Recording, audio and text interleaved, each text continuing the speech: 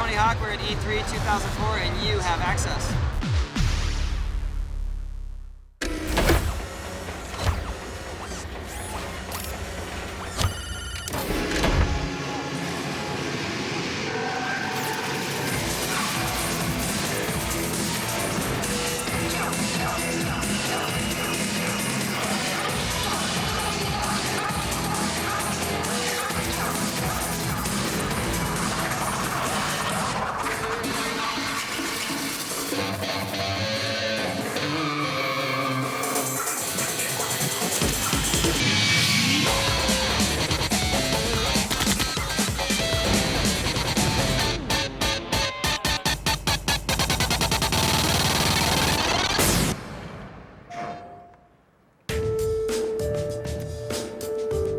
Ladies and gentlemen, please welcome Kaz Hirai.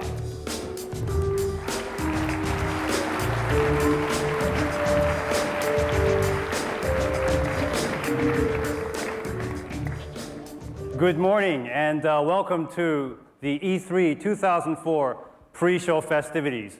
It's great to be here with all of you today as this year marks the 10th year anniversary of E3. It's really hard to believe that 10 years has gone by since the first E3 trade show, and interestingly enough, our history as a company parallels the first show in 1995, as it was there that we debuted the original PlayStation in North America. And E3 remains just as exciting now as it was in years past. As E3 has grown over the years, so has our market. We have reached new heights that no one could have imagined.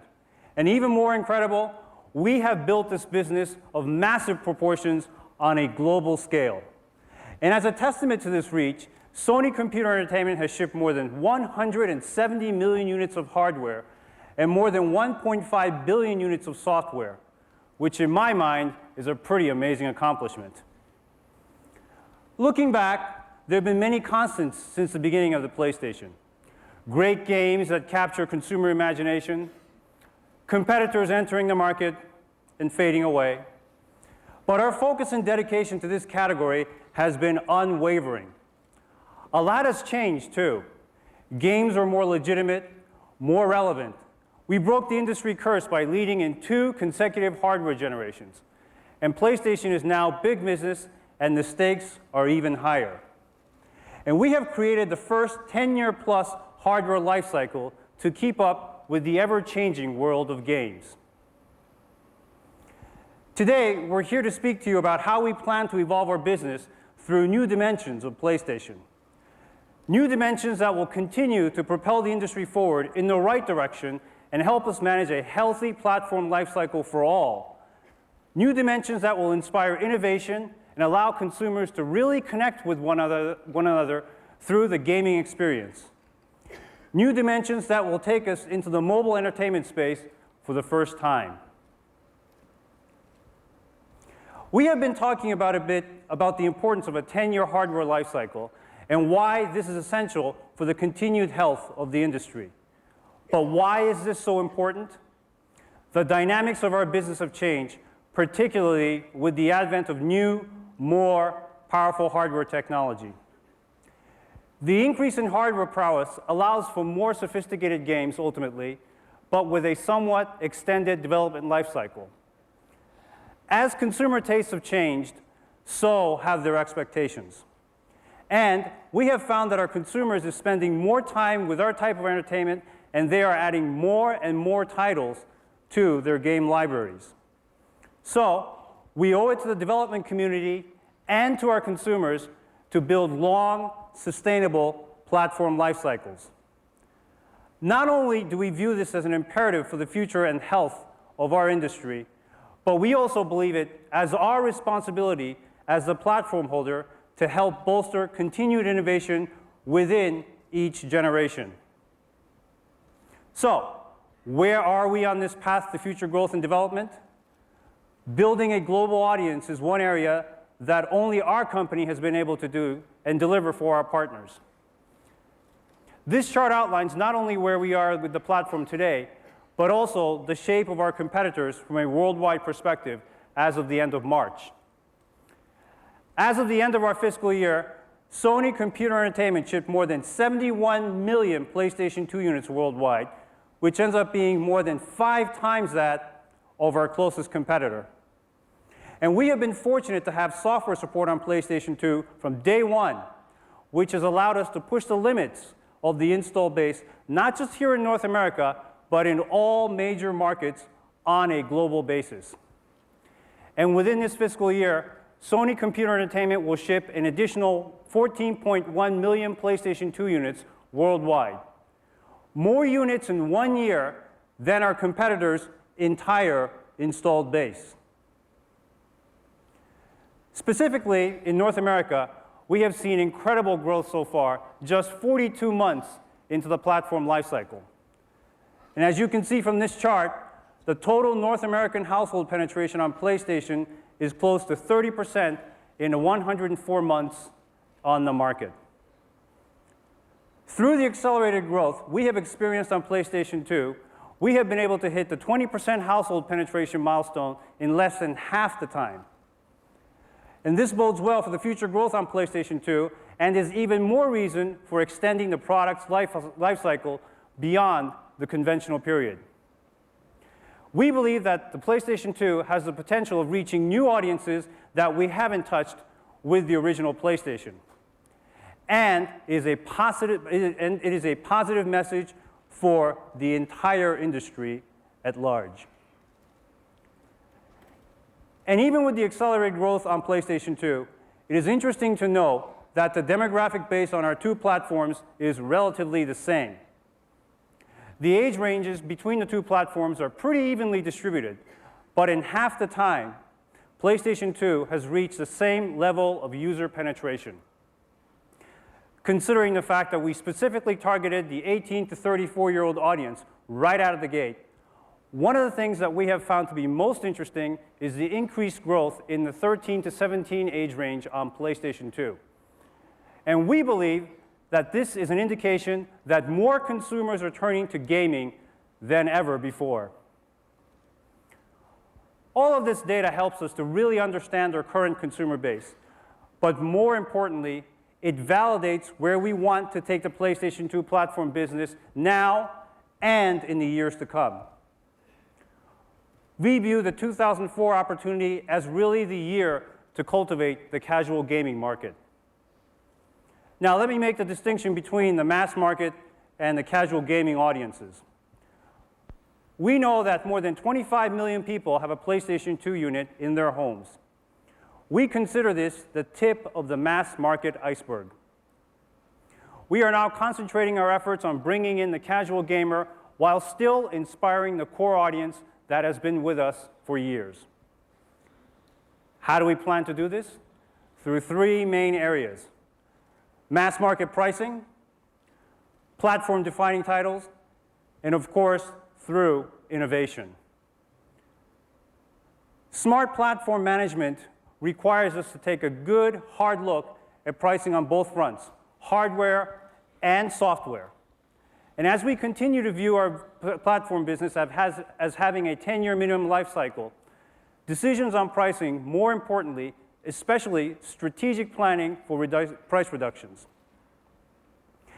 At Sony Computer Entertainment, we manage all hardware development and manufacturing from within. And this allows us to continuously evaluate how and when we can pass on cost efficiencies to the consumer. We launched PlayStation 2 in 2000 at the same price point, $299, as the original PlayStation, which debuted in 1995. Consumers immediately saw increased value in the PlayStation 2 proposition from both a product features and also a pricing standpoint. At $299, we almost sold 10 times the number of PlayStation 2 units versus the original PlayStation. And with this type of growth, we were able to sustain the $299 price point for almost 2 years. At $199, we sold more than 6 times the volume as compared to PlayStation. Although many of our competitors have tried to increase their position against PlayStation 2 solely based on price, we broke new ground, which allows for a lot of flexibility. instead of pricing ourselves out of the market too early in the life cycle, there is plenty of room for growth as we start expanding our reach into the casual gaming market. Sustaining our hardware price points for longer periods, we demonstrated that we take our role as the industry leader very seriously. And as the main market driver, we know that the health of the business rests on our shoulders. So, now is the time to make the next move towards our end goal. We're here to announce today that effective immediately, PlayStation 2 is now available for $149. This price move impacts both SKUs on the market we have today, the standalone PlayStation 2 package and the PlayStation 2 combo pack, which includes a network adapter and ATV Off-Road Fury 2 along with the hardware. We're supporting our new pricing initiative with heavy marketing support now and throughout the year, beginning with an ad campaign that breaks this week on TV and through national papers.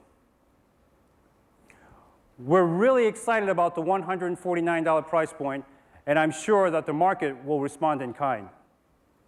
It's a very significant move for us. It demonstrates our commitment to continuing the growth on PlayStation 2. But it was also a key milestone on the original PlayStation. And in fact, 90% of the overall volume was achieved after we had hit the $149 price point. I touched on the first essential element required to meet our 2004 goal of tapping into the casual gaming market, pricing. The second is content. The PlayStation platforms have enjoyed the most support of any gaming system in history. Not only have we had the best, most diverse game libraries, but also the best platform games, and the best games have been on the PlayStation. With the advent of CD-based hardware systems, coupled with an aggressive software pricing model that includes our greatest hits line, we have seen more million-selling units games than ever before. To date, on PlayStation, we have 72 million unit sellers in 8.5 years. On PlayStation 2, in just 3.5 years on the market, the million sellers have grown exponentially to 41 titles. This is about 7 times that of our closest competitor. In fact, 11 PlayStation 2 titles are multi-million unit sellers, which is more than the total of million unit selling games on Xbox and GameCube combined. Overall, this demonstrates that our partners not only choose PlayStation 2 as their platform of choice because of our larger user base, but also because it's the platform that offers the most opportunity for financial and commercial success. The forecast for this year's games is brighter than ever. We have a number of big-ticket releases coming in 2004. Not only are we giving consumers something to look forward to through extensions of existing franchises they have come to love, we also have a number of new franchises being introduced into the market. A small sample of titles expected to be big hits on PlayStation 2 are Killzone from Guerrilla Games and Sony Computer Entertainment Europe, Gran Turismo 4 from Polyphony Digital, The Getaway, Black Monday from Sony Computer Entertainment Europe, Metal Gear Solid 3, Snake Eater from Konami, and God of War from Sony Computer Entertainment America, Santa Monica. 2004 is also the year of the platformer. All of the famed platform franchises will be making another appearance this fall, and they include Sly 2, Band of Thieves from Sucker Punch, Jak 3 from Naughty Dog, and Ratchet & Clank Up Your Arsenal from Insomniac Games. And of course, not to be forgotten is the Grand Theft Auto franchise from Rockstar Games. One of the most significant series on PlayStation 2, we are pleased to announce that the next iteration of this franchise, Grand Theft Auto San Andreas, will be coming exclusively to PlayStation 2 this fall.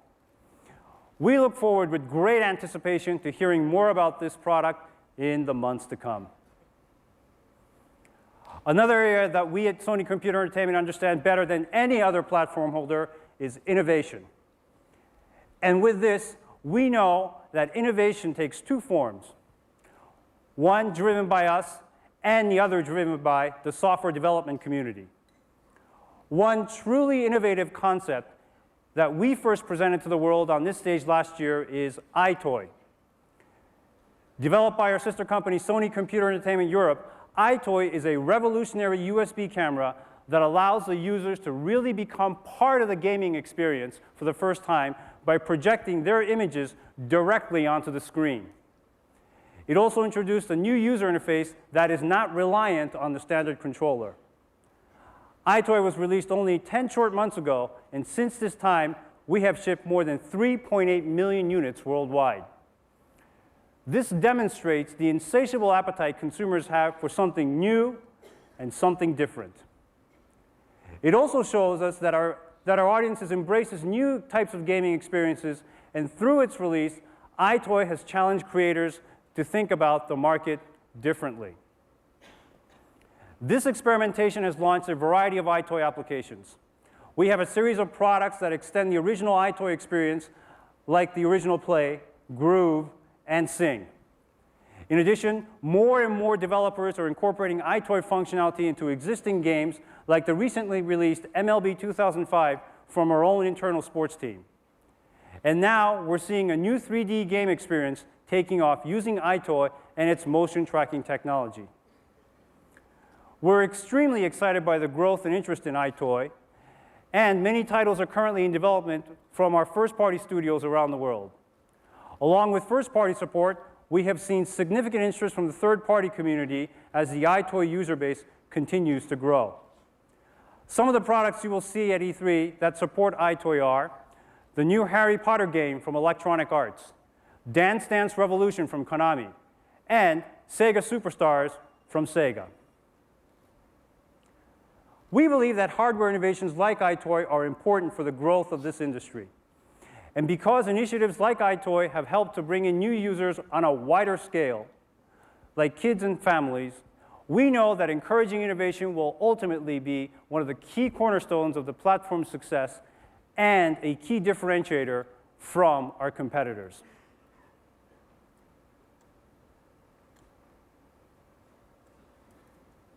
Because of the overall interest in this type of entertainment, online-enabled content is becoming a standard in our industry.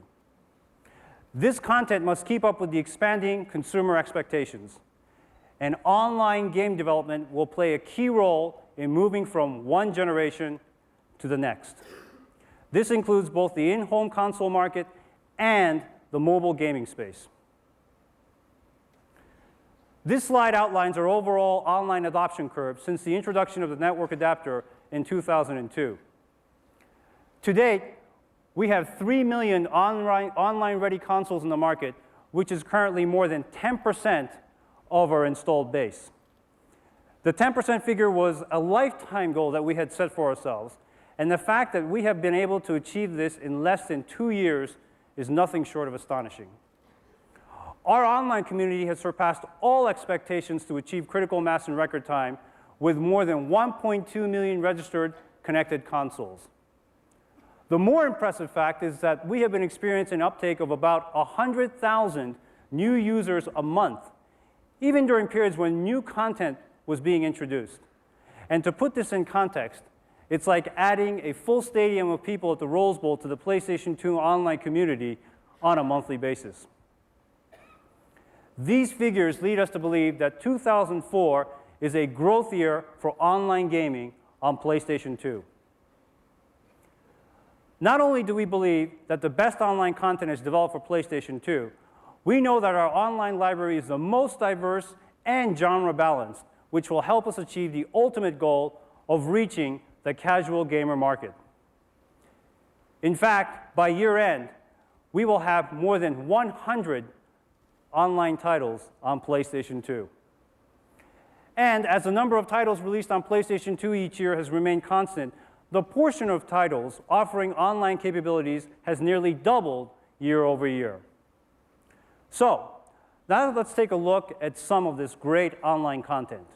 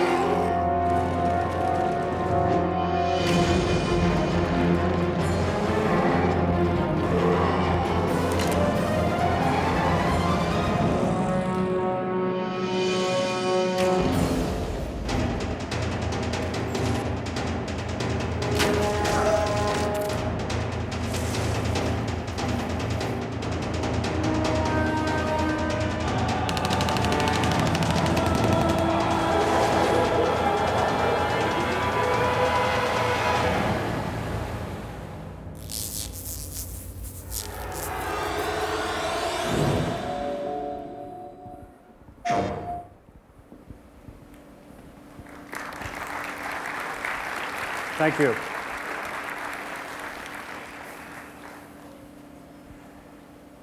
And now it's my pleasure to introduce one of the best developers in the business with whom we have had the pleasure of working very closely for many, many years. Here to further demonstrate how we plan to reach out to the casual gamer through online content, please give a warm welcome to the President and CEO of Insomniac Games, Ted Price.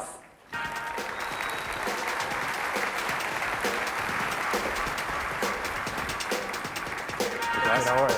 great, thank you. Thank you very much, Kaz. And before we get started, I'd like to give you all a quick taste of Ratchet & Clank Up Your Arsenal, the newest in the Ratchet & Clank franchise. Thank you.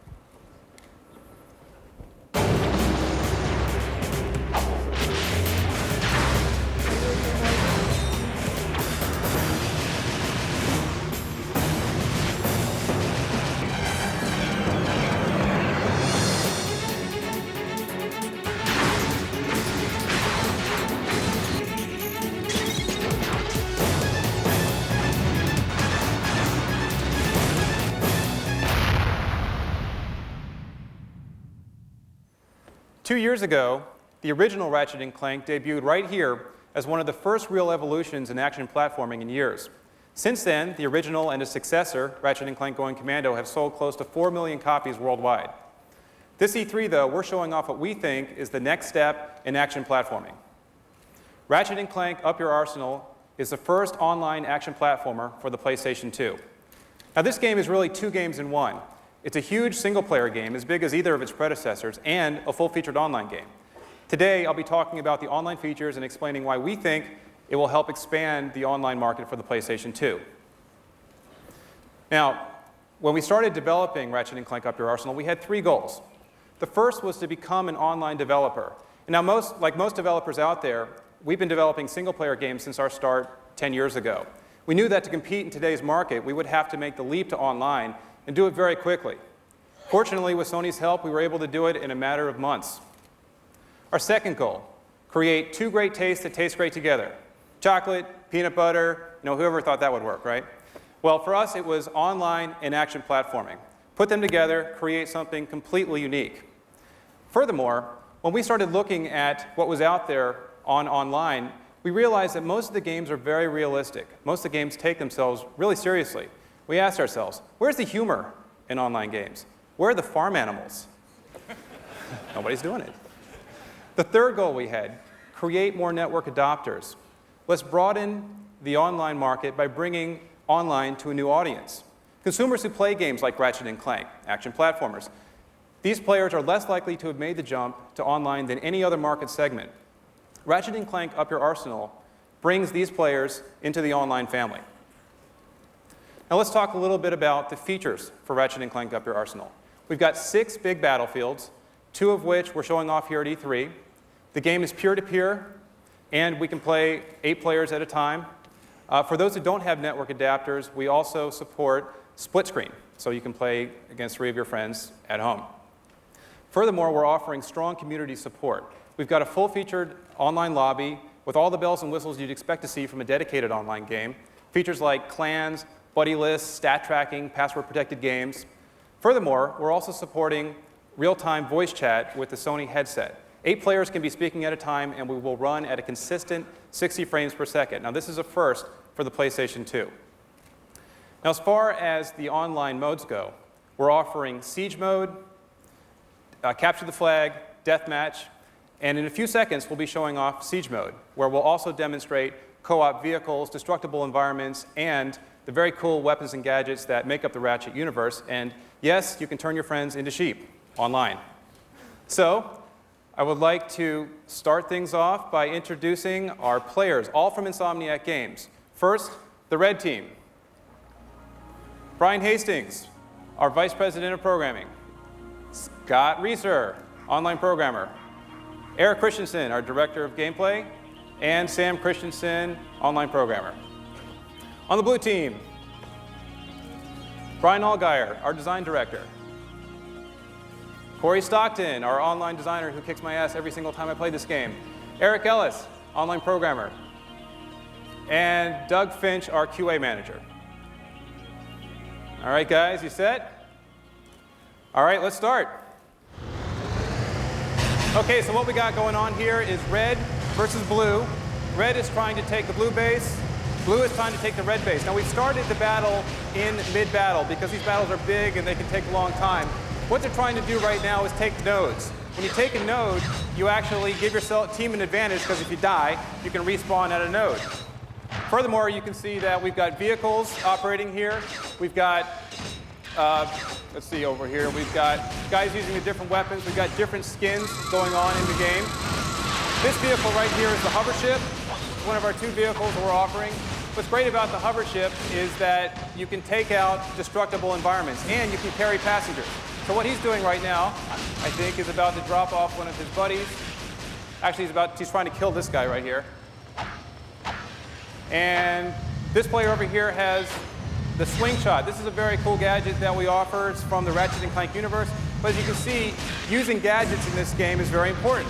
We've got magnet boost, ramps like this that you can walk up and down.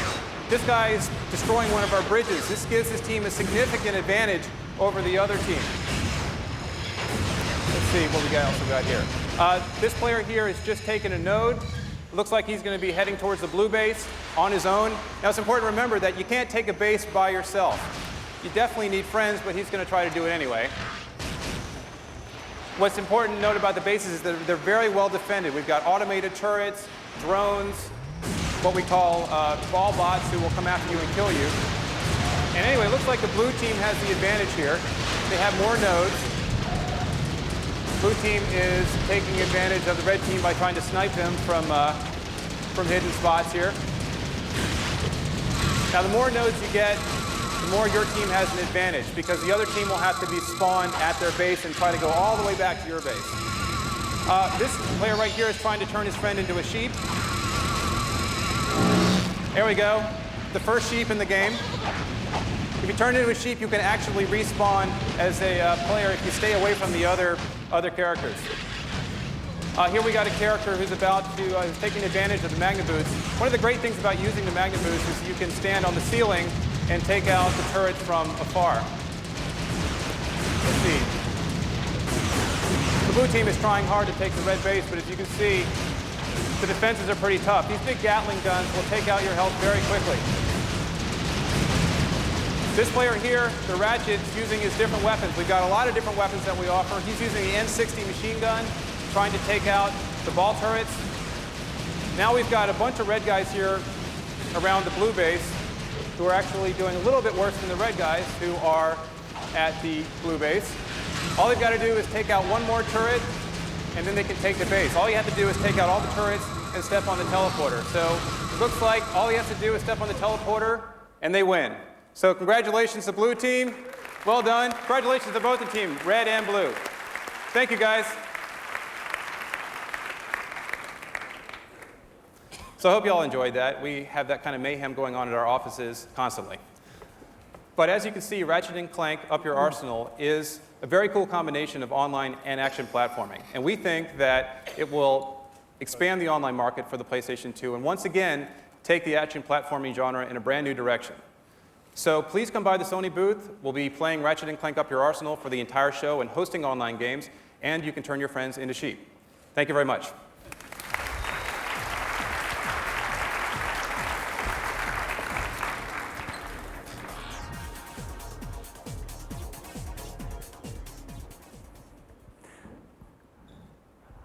I'd like to thank Ted Price and the folks at Insomniac Games for that great presentation on Ratchet & Clank Up Your Arsenal.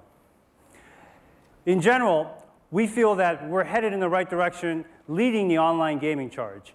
And we believe that we have learned a lot along the way. But with anything, we must evolve the experience.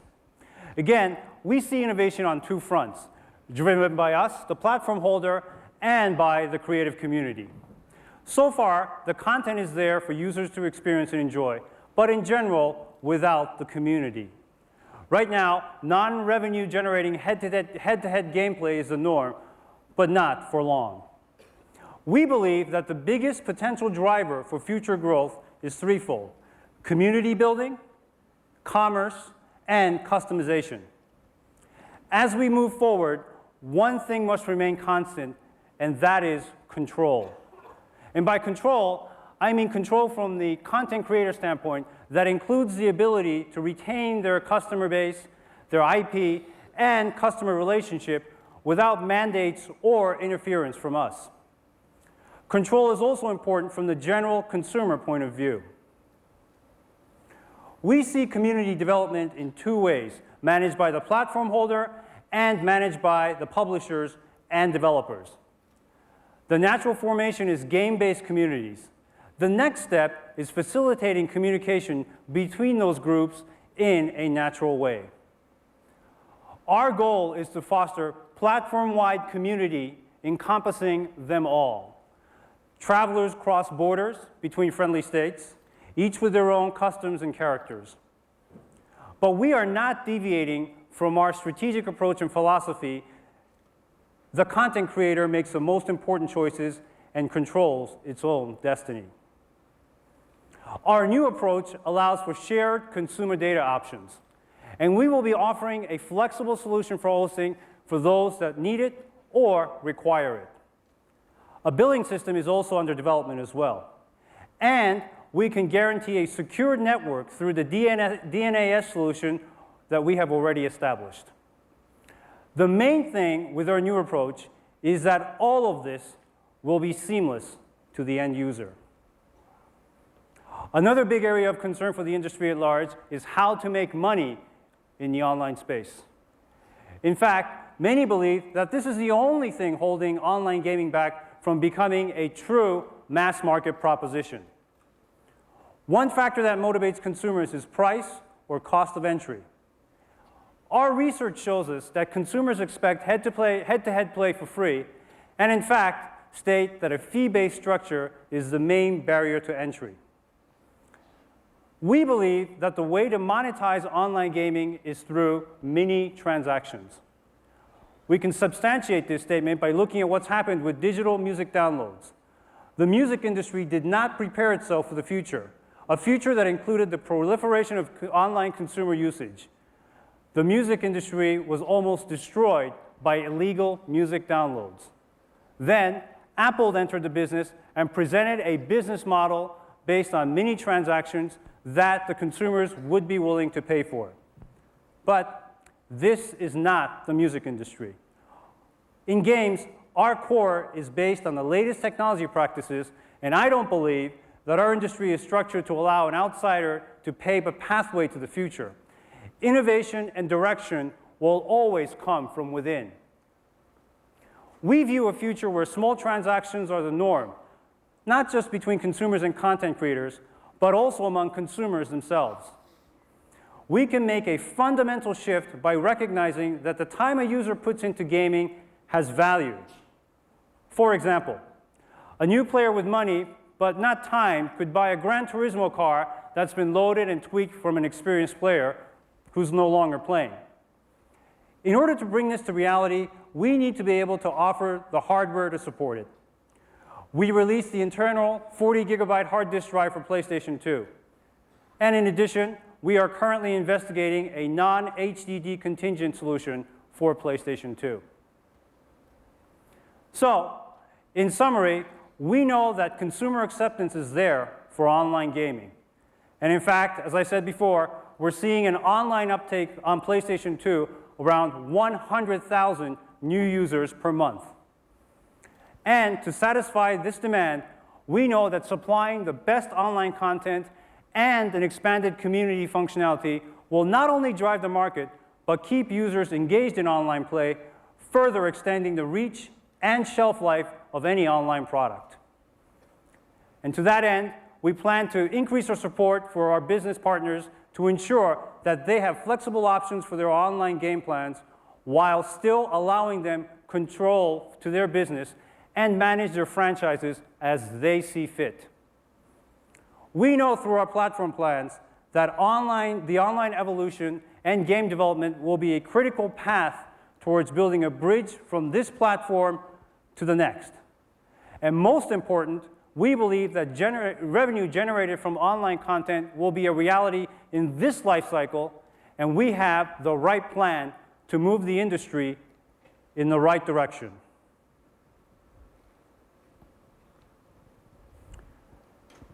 And now, ladies and gentlemen, please welcome the latest addition to the PlayStation family.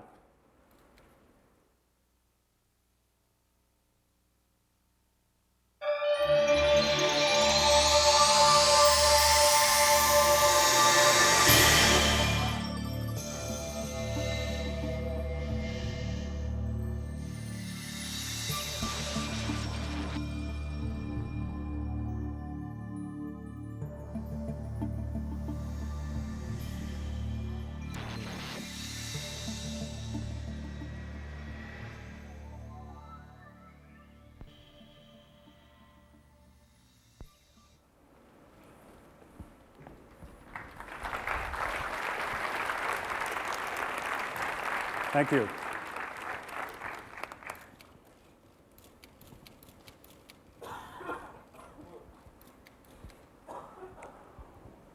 Why is PlayStation Portable so important at this stage in the game? After building tremendous equity in the home console space, we began to look at the mobile market. We waited to introduce a product at the right time, and we believe the timing now is right. The proliferation of mobile devices is at an all-time high. And in fact, many of us carry around more than one device. Today, the worldwide market for mobile devices, whether it be cell phones, digital music devices, productivity tools, and gaming machines, is more than 1.4 billion units worldwide. PlayStation Portable will enter an already crowded space, but one with much growth opportunities. So, what is PlayStation Portable? It is a handheld video game system that offers 3D CG games incorporating high-quality, full-motion video similar to PlayStation 2. PlayStation Portable is as revolutionary as PlayStation, but in different ways. And PlayStation Portable is a brand new format and a brand new business for us. It is a totally new play experience. It incorporates new technologies like curved surfaces and wireless connectivity. It requires new titles design methodologies. It will entice new consumers, perhaps some new to gaming. And it will present new opportunities. PlayStation Portable will allow consumers to enjoy 3D gaming similar to the experience delivered on PlayStation 2. It also has the ability to deliver high-quality movies, music, and video, as well as other forms of digital entertainment content through one central device.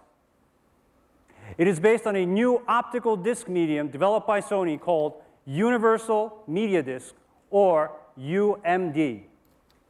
It incorporates wireless technology that will allow for new types of consumer interaction while gaming, as well as a multitude of opportunities for downloadable entertainment content, a first in this industry. And all of this is made possible through cutting-edge technologies aimed at helping us explore the future in new ways. The initial target audience for PSP is more reminiscent of our approach in the home console space. We will be looking at a primary target of 18 to 34-year-old males, and those users more apt to embrace new technologies and products early on. This group is one of the largest on PlayStation 2, and we know that they buy more games with more disposable income. The secondary target is the teen market, and this audience is bigger, more diverse, and more complex than ever before. PlayStation Portable is designed to take entertainment on the go. As you can see, it is black with the majority of the real estate taken up by a beautiful LCD display. The product dimensions are 170 millimeters long, 74 millimeters high, and 23 millimeters deep. In total, it weighs 260 grams. And as I mentioned, the screen is one of the product's key features, and it is very different from what is currently on the market. It is 4.3-inch wide TFT LCD widescreen. The aspect ratio is 16:9. This enhances the in-game peripheral vision and enables the same kind of situational awareness one would have on a high-resolution display. One area of some discussion has been the amount of onboard memory, so I am pleased to announce that PlayStation Portable will have 32 megabytes of main memory and 4 megabytes of embedded DRAM. PlayStation Portable has built-in stereo speakers. It includes onboard ports for headphones, microphone, controllers, power, and battery recharge. UMD is the delivery medium, and we will accommodate both regional and parental access controls. So here's a look at PlayStation Portable's main input-output areas. First is the wireless port. We plan to support the IEEE 802.11b standard for wireless local area network usage. 802.11b is one of the most efficient ways to connect wireless devices, including the PC, to the internet, and to each other at a very high speed. And it will have profound implications for a world bent on anytime, anywhere communication. We plan to support USB 2.0 and Memory Stick Duo Pro, which will make it easy for consumers to upload and download content between each other and devices between, for example, the PC. PlayStation Portable will have an IRDA or infrared data port, and an IR remote using Sony's Circ standards. Battery and battery life are key aspects of portable gaming. PlayStation Portable will have a lithium-ion battery. Made of lithium, lithium-ion batteries are much lighter and ideal for mobile devices. They have the longest operating life without having to be recharged. So what is the battery life going to be on PlayStation Portable? It will be on par with traditional handheld systems, or approximately 10 hours. It is comparable to an HDD-based portable music player, or approximately 8 hours. Or it'll be comparable to portable DVD players, which in many cases is about 2.5 hours. We are planning for a wide range of peripherals for PlayStation Portable. Some you may expect, and other non-conventional items. Some of the standard peripheral plans include a stand, remote controller, headphones, battery pack, carrying case, and of course a strap. Other new items that will be a first on PlayStation Portable are a USB camera, GPS systems, and a keypad, all custom designed for the product. UMD is set to become a new global format, one that can be used in many future products, including PlayStation Portable. UMD is a large capacity optical disc medium specifically designed by Sony with PlayStation Portable in mind. And in fact, its storage capacity is 3 times that of a CD-ROM. This format is the perfect solution to delivering high-quality CD games, movies, music, and many other forms of digital entertainment. It will come with lower manufacturing costs, which will ultimately minimize inventory risk and allow for a more progressive business model. And as with any initiative from Sony Computer Entertainment, games, great games, are viewed as the most important application. This is how we view PlayStation Portable for the very best games, now portable play on the go. The difference that PlayStation Portable makes is now that we have the ability to bring modern 3D console experience to a mobile platform. We're very excited about this opportunity, and this enthusiasm is shared by many in the industry. It was important to make PlayStation Portable very easy to develop for, to encourage the types of support that consumers have come to expect with PlayStation products. The development environment is based on OpenGL-like graphics API and a robust compiler. In the past, we've seen new systems with greater power, but at the price of higher development costs. The opposite is happening with PlayStation Portable. The power and ease of development puts developers in this incredible sweet spot because they are going to be able to deliver true console-like experiences without high-end console development expenses. And because of this, we are seeing a lot of variation in PlayStation Portable games even now. The key product drivers rest in 4 areas. First is the development of original intellectual properties. Second is the extension of existing PlayStation franchises reborn in new and in different ways. The third is the ability to leverage the equity built into PlayStation 2 products for interoperability between our home console and PlayStation Portable. And finally, not to be undervalued, is the advent of wireless gaming and all of the possibilities that this may bring to the market.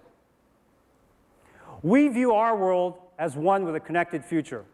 This includes the ability to connect PlayStation Portable to many other platform devices like PlayStation 2, other PSP units, and the PC. These abilities offer some really exciting possibilities for games and the gaming market. As with our home consoles, we're fortunate to have support from all of the best companies in the business on PlayStation Portable. This includes 34 companies from Japan, like Konami, Capcom, Namco, and Bandai. 24 companies from North America, like Electronic Arts, Activision, THQ, and Take-Two. 31 companies from Europe, like Ubisoft, Atari, and Codemasters. 10 companies from South Korea, like Axis Entertainment and Nexon. And of course, from all of the Sony computer entertainment development studios worldwide. So, let's take a look at some of the fruits of their labor.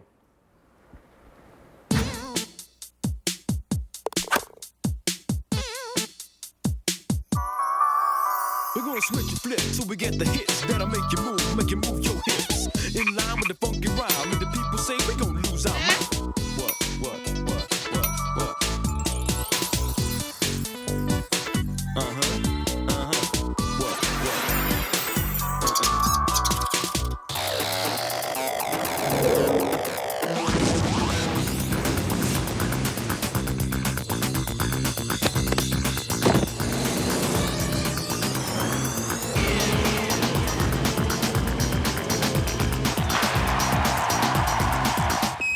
Everything is go.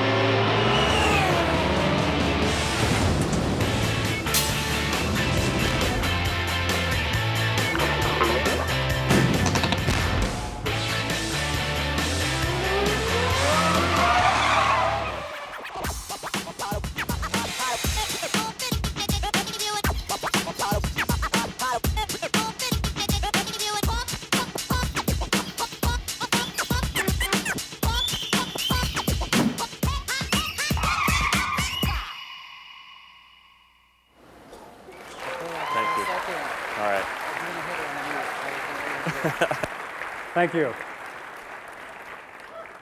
And now, it gives me great pleasure to introduce a man and a business partner from one of the industry's most prominent publishers who has joined us on stage on several occasions in the past.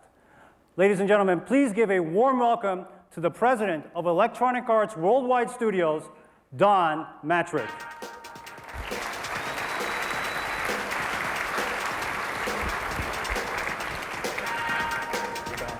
Thank you, Kaz. Good morning, everyone. Since the launch of the PlayStation 1, SCEA and Electronic Arts have formed one of the most powerful partnerships in the entertainment industry. When PlayStation 2 launched in 2000, EA supported it with 6 games, including Madden NFL and SSX. By the end of that first year, we had a 40% market share, and we never looked back. We consider that achievement to be the reflection on our commitment to Sony. PlayStation 2 showed us how important great content is to the launch of any new hardware. And Sony has always understood it's all about great software. When PlayStation Portable debuts next year, EA will provide the same degree of support that we gave the PlayStation 2. We've committed the resources and the people to make the PlayStation Portable a huge success. Right now, more than 100 of EA's best engineers, designers, and artists are doing early work for this system. When PlayStation Portable debuts next spring, EA will have a minimum of 4 titles supporting the launch. These titles include NBA Street, NFL Street, Tiger Woods PGA Tour Golf, and Need for Speed Underground. Everyone at EA is excited about the look and feel of these games. I want to show you some footage that captures early code run on a PC architecture.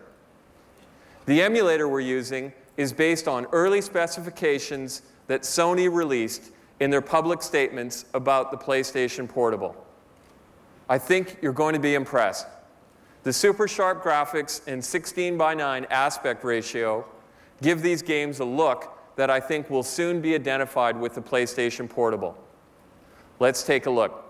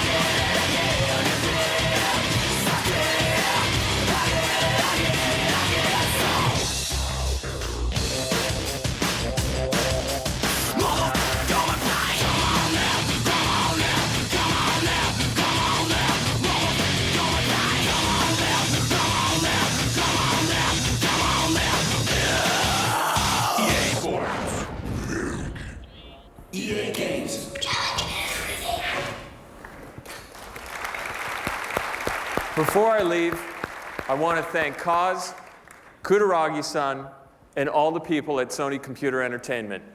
Every year, you make gaming more fun. Thank you, Don. Thank you. Mr. Don Matrick. A special thanks to Don for joining us here today. And we look forward to hearing and seeing all of EA's titles on PlayStation Portable in the very near future. As I mentioned, UMD is a really unique format specifically designed to accommodate digital entertainment needs through PlayStation Portable.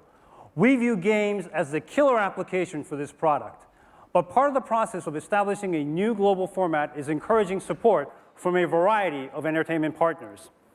The gaming companies have definitely showed us the way by their overwhelming support for PlayStation Portable. But we have also received interest from other major entertainment partners outside of games that see the overall market potential. This support includes movie studios and music labels. Part of the attraction is their confidence in our ability to make PlayStation Portable a success to the level that we have done with our home consoles. And we have guaranteed an open profile policy and licensee model to encourage their support. And now we would like to show you demonstrations of UMD content from some of our content partners. The first demo comes from our sister company, Sony Pictures Entertainment. You might have heard that they're planning to release a new Spider-Man feature film next month. Here is one of their latest movie trailers for Spider-Man 2 running on PlayStation Portable.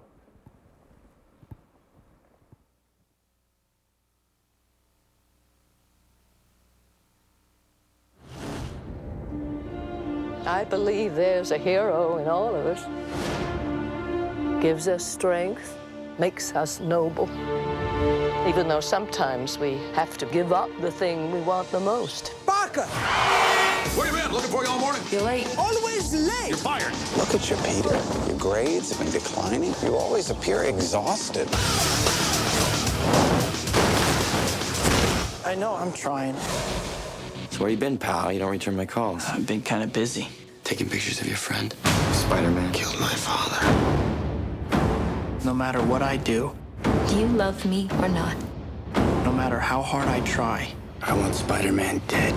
it's the ones I love who will always be the ones who pay. I can't keep thinking about you. I'm getting married. I want a life of my own. I'm Spider-Man. No more. You look different. I let things get in the way before. There was something I thought I had to do. I don't have to. I liked seeing you tonight, Peter. Now on to the main event. Octavius is gonna put Oscorp on the map in a way my father never even dreamed of. Crazy scientist turns himself into some kind of a monster. 4 mechanical arms welded right onto his body. You take Spider-Man's pictures. Where is he? It's ticking me off your loyalty to Spider-Man and not your best friend. Bring Spider-Man to me. How do I find him? Peter Parker. Find Spider-Man, or I'll peel the flesh off her bones.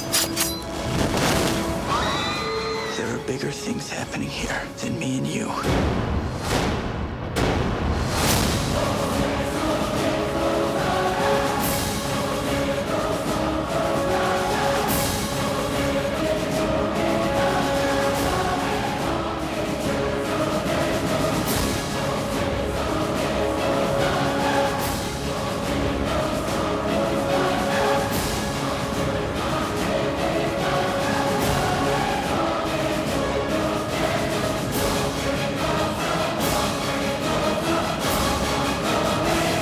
Let's see who's behind the mask. The story continues June 30th. Spider-Man 2, ladies and gentlemen. The next UMD video demo comes from our long-standing partner, Square Enix. Yesterday, Square Enix announced an exciting new development in the world's most powerful franchise, Final Fantasy. Final Fantasy Advent Children is a fully developed visual entertainment sequel to Final Fantasy VII, the seminal 1997 PlayStation hit. Through more than 70 minutes of beautifully crafted content, Final Fantasy Advent Children revisits the universe of memorable characters of Final Fantasy VII 2 years after its dramatic conclusion. Square Enix announced that Final Fantasy Advent Children is coming to DVD, and now we're pleased to have this as part of our UMD video family. So, let's take a sneak peek at Final Fantasy Advent Children.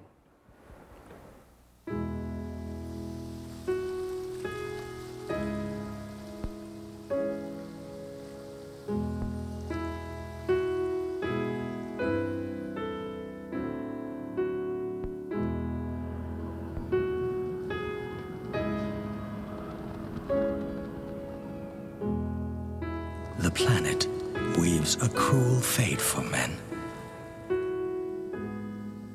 Children are always the first to suffer.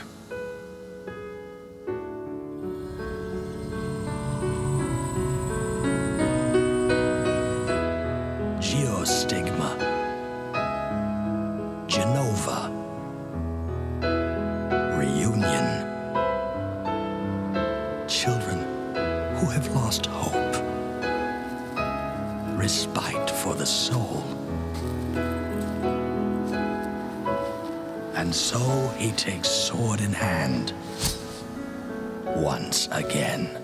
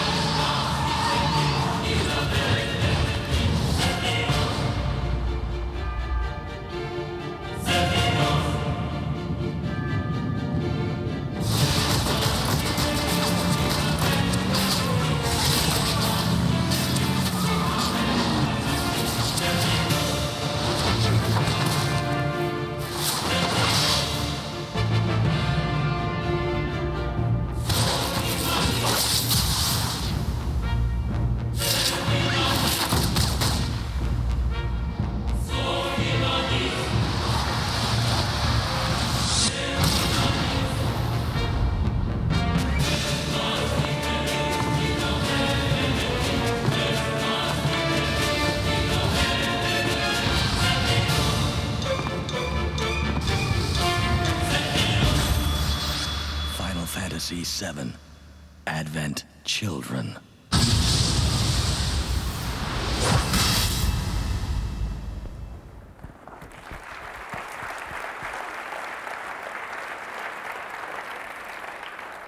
I'd like to thank Square Enix for providing us with this content to share with you all this morning. The UMD format also offers some exciting and interesting possibilities for the music industry. In addition to digital music distribution, UMD will allow artists to package and distribute all types of content, fusion of music and video through PlayStation Portable. The next demo was provided by Sony Music Entertainment. It is a video from one of the hottest alternative bands in the market today, Incubus. They just released a new album, so let's take a look at one of Incubus's latest videos running on PlayStation Portable.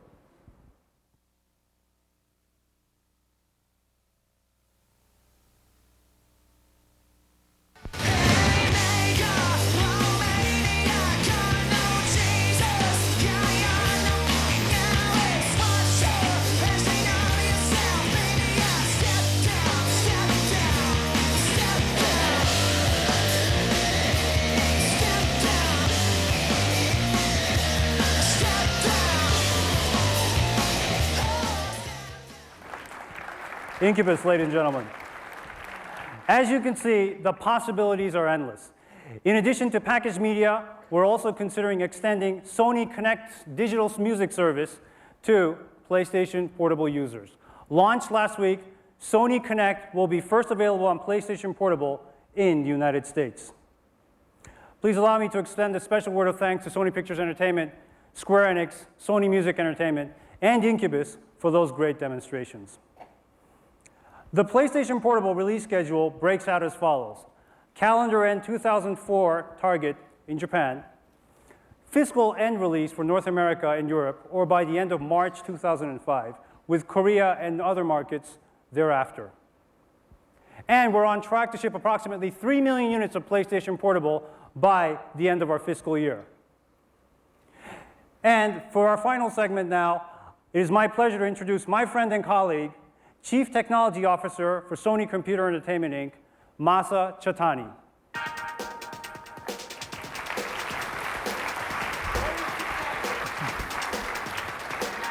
Thank you. Hey, Masa.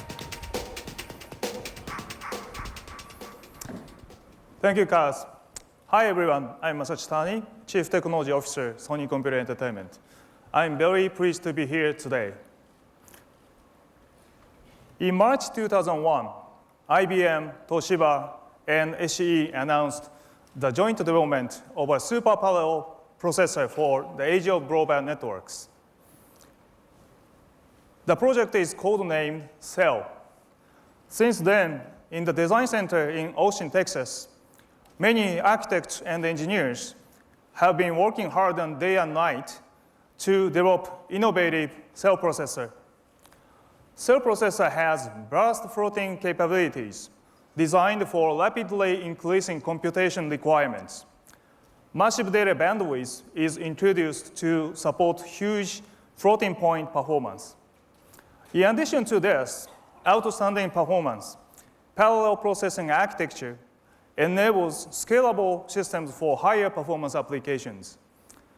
By bringing supercomputing capabilities to digital entertainment creation, Sony, SE, and IBM believe to innovate digital content entertainment with CEL processor. Today, I am very pleased to announce to you that Sony, SE, and IBM have agreed to develop our CEL processor-based workstation. The workstation will fully use the supercomputing performance of the CEL processor. The workstation aimed for digital content creation and application is the first computing application announced for the CEL processor. Now, let me introduce our key person from IBM, Mr. Bob Hansen. Bob, please stand up.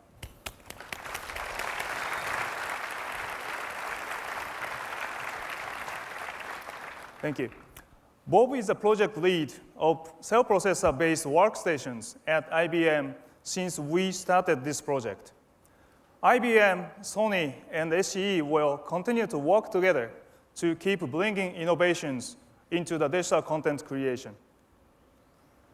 Our objective is to provide supercomputing for various digital entertainment applications. For digital content creation, there are so many techniques that require vast floating point capabilities. Modeling, rendering, physics simulation are some of the well-known techniques. Physics simulation changed racing game by calculating the precise motion of cars. By synthesizing real images with computer-generated facial expressions, totally new images are created in movies. Imagine a movie scene of 1,000 people on the battlefield. Their autonomous behaviors are all generated by algorithms. The demand for computation is unlimited. Particularly, demand for floating point capability is skyrocketing, and it will differentiate the quality of the content. For various types of development and techniques shown here, a common development is the most desired by creators. It is essential to integrate various computation on a single workstation. To achieve this goal, our collaboration covers a wide range of content development environment. It is from cell-based hardware, workstation hardware, to application including other layers in between. IBM empowers this project with technology and know-how accumulated over the years in the workstations. IBM is to develop cell processor-based workstations as key systems for digital content creation. Sony SCE will bring our assets and experiences in digital content creation of movies and games. More importantly, Sony and SCE will lead the innovation of the common development environment, including real-time OS, middleware, tools, and applications for digital content creation. Computer-generated images are commonly seen in movies and as well as games. Modeling, animation, character, and scene creation are primary objectives in the creation of computer-generated images. Common development environment running on cell-based workstation offers a flexible and dynamic environment for content creation. The technologies for creating movies and games have become closer. The common development environment with cell-based workstation will benefit the content creators in various stages of development process.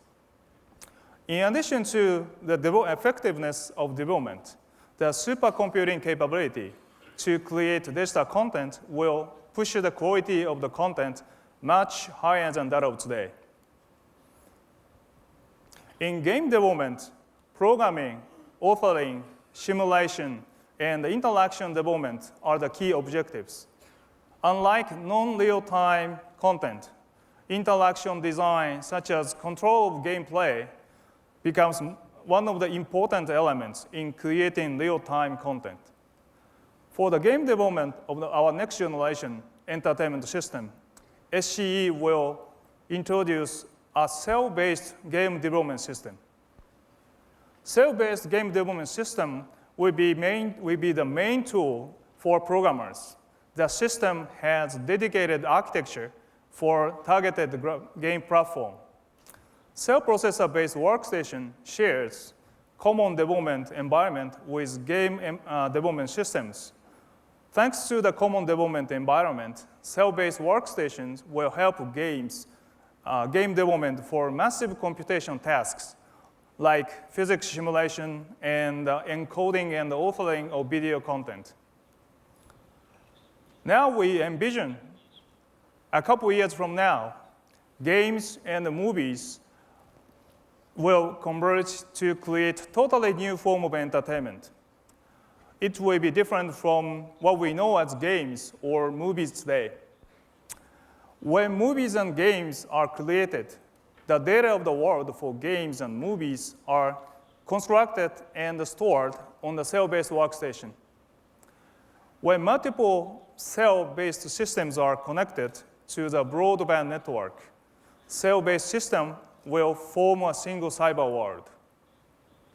In the cyber world of cell-based systems, citizens, vehicles, buildings, and the cities are generated and operated by multiple cell systems connected through broadband networks. Cell-based next-generation entertainment system is also a part of the cyber world. User will jack in to the cyber world through the entertainment system in the home. And user will be able to navigate the cyber world seamlessly. This is the future of broadband entertainment. I have one last important news for you. The first prototype of cell-based workstation is coming in the fourth quarter of 2004. We are committed to innovate digital entertainment with cell-based content development environment. Today's announcement is the beginning of a huge paradigm shift triggered by cell processors. We believe that it is go beyond borders of digital entertainment to revolutionize technology and business in the future. So everyone, please look forward to what's waiting for you in the very near future. Thank you very much.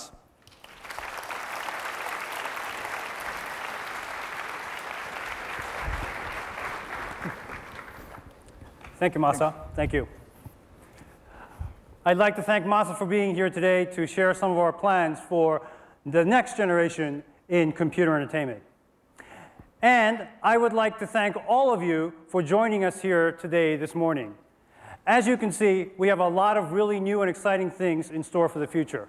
But please, don't take my word for it. Please feel free to stop by our booth to experience the new dimensions of PlayStation for yourselves.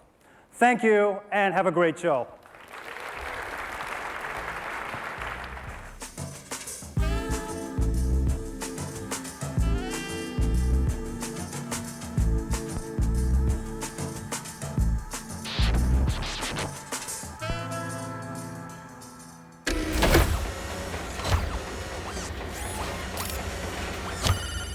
Well, good morning, folks. My name's David Reeves. I'm president of Sony Computer Entertainment Europe. We're over here at E3. We've got our own stand, and we're showing our own first-party products, as you probably know. So we've had what we think is a pretty good year for both hardware and software. We've now got an installed base of PS2 in our PAL territories of around about 22 million. Last year it was 14, so we've grown about 8 million into consumers' hands, which means we've gone up by about 57%. Software-wise, we're now up to about 180 million pieces of software. Software grew a little bit more than hardware. We're probably up now, up about 75, 76% on last year.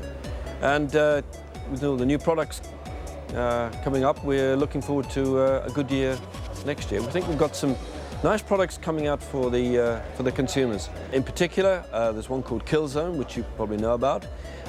It's being produced by Guerrilla Games in Holland under SCEE auspices. People have said that it could be actually ginormous, maybe even bigger than GT or GTA. We have also The Getaway, Black Monday, which is the sequel to The Getaway, which came out a couple of years ago. And a couple of other games that maybe I should mention is we are the official video game supplier for the Olympic Games in Athens 2004, and that will be coming out at the end of June. You can play that with a DualShock, but you can also play it with a dance mat. You can actually run the 100 meters or the 200 meters, whatever you want to do. So we think that'll be fun for the punters and the consumers right the way around the world. I think the other highlight for us is not just for us, but I think, as you know, in the handheld world, Ken Kutaragi last year held up this, which was the UMD, which is the Universal Media Disc. And this year, we were proud to be able to hold up this, which is actually the PSP, PlayStation Portable. We'll be They'll be introducing this in Japan at the end of this calendar year, and we'll be bringing it out probably about March 05 into the PAL territories and probably into the US as well. This obviously is the front, and it's got a screen, an LCD screen. It's 4.3 inches in diagonal. You can translate that into centimeters later. There's an analog control here on the bottom left-hand side. It's got the normal buttons that you would see on basically on a DualShock controller. The medium that it takes is a UMD. This is a 60mm disc. It's a new medium, 1.8 megabytes, double-sided. You press the button here, it opens at the back, and there's the back side. That will open. This one doesn't actually open because I'm afraid of breaking it.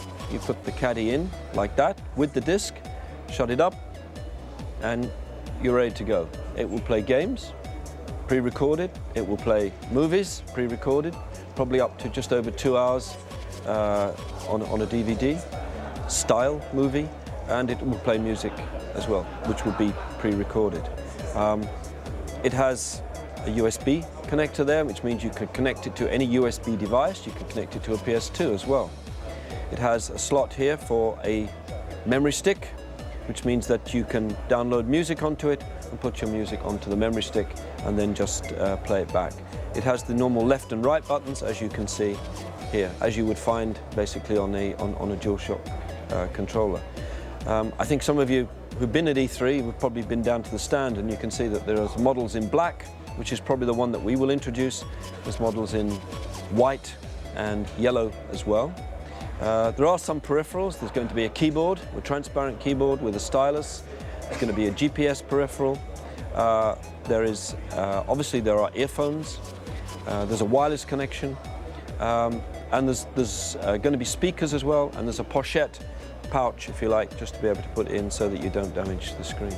So that was one of the highlights for us, was the PSP. We know that competition are coming out with something which is handheld as well, so I think E3's been kind of the handheld E3 this year. But at Sony Computer Entertainment, what we have tried to do over the last year is what we say is not recycle consumers and hardcore gamers. PS2 brought a lot more consumers into the marketplace, but we really want to bring people in who've not played games before. And last year we did that with iToy, with iToy Play. I think you know that it works on a camera basis, so you can play wishy-washy or keepy-uppy with balls and things like that. Around the world, I think now we've got about 3.5 million consumers who've bought iToy Play. In our PAL territories alone, it's up now to 2.5. So we're very, very happy that 35% of the people who actually bought it had never played a video game before. So we're actually bringing new people into it. So from a consumer point of view, they seem to get excited. There are other games, and I think there's one game that I should mention, that's GT4. GT4 is a legend in its own lifetime. The Japanese call it a national treasure. It's done by Polyphony in Tokyo, and that we're going to bring out in November this year. GT4 will be totally online. It'll have at least 3 times as many cars as it had before. And if you go down and see it on the stand, I think you'll agree it's a generation forward from the last one of GT3. So we think that will be a hit. From our third parties, I think you know there's also going to be some smash hits, which are exclusive to PlayStation 2, incidentally. And that will be GTA San Andreas, which will be coming out at the end of October, and Metal Gear Solid, the next iteration, Snake Eater, and that will be coming out February, March 05. So I think, I hope the consumers will agree when they see the products on the shelves around the world that there's some really hot stuff coming out from PlayStation in the next 6 to 8 months.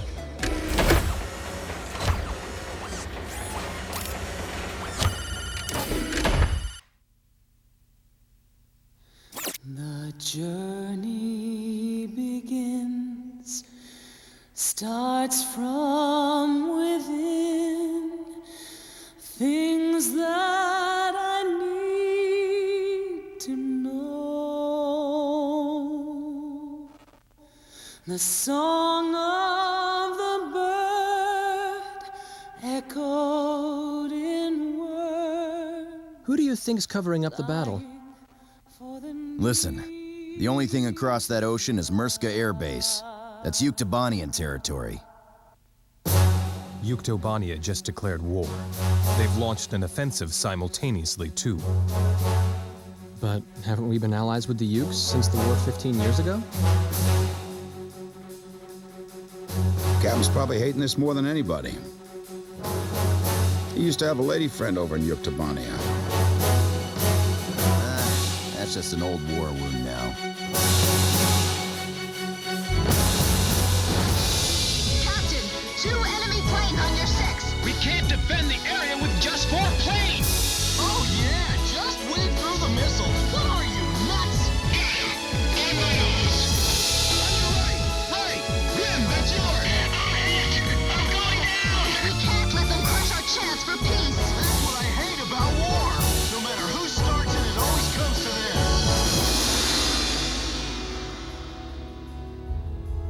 When history witnesses a great change, Rausgries reveals itself, first as a dark demon. As a demon, it uses its power to rain death upon the land, and then it dies. However, after a period of slumber, Rausgries returns, this time as a great hero.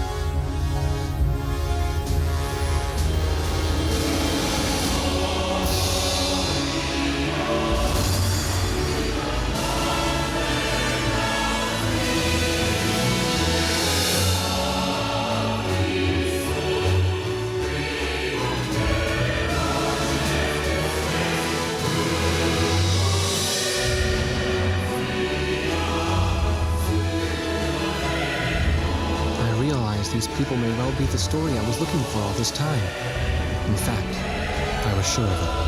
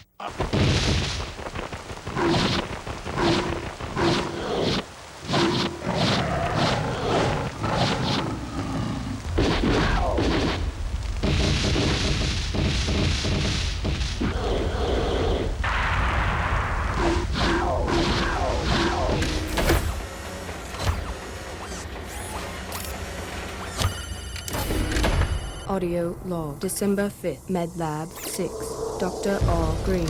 Today is an exciting day as we embark on a new chapter in human genetics. I am extremely anxious to see the data. Understanding this new genome may lead to a renaissance in bioengineering. We have successfully brought the subject into cryostasis. Preliminary testing of the tissue has begun and has yielded some rather interesting results. We believe the bile ducts along the abdomen may function as some sort of defense mechanism, possibly secreting a pathogen or toxin when threatened. Conventional genetic analysis of the pathogen suggests that it uses reverse transcription to infect new cells. It appears to be mutating rather quickly and unpredictably. Stand by.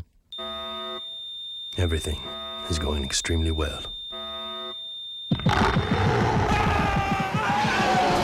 is the Army bird, ready for deployment. Do you copy? All right, go hunt. I'm headed to the search point. Keep it tight, baby. Find the numbers. What the? Grandpa!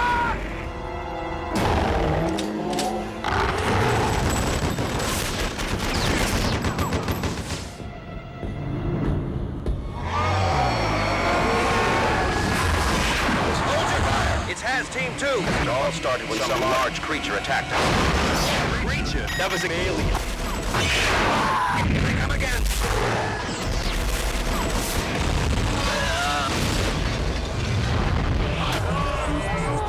Assistance. Repeat. We could use some assistance. Anybody here?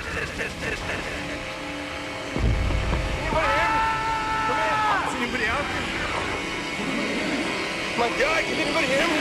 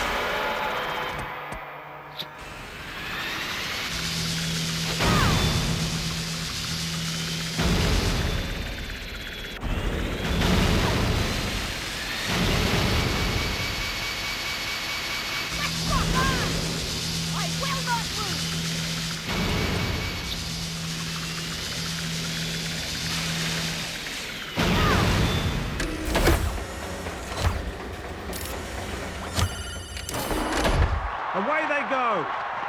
Very good start for them. Got that approach absolutely right. Spot on. Technically, you can't fault it, really.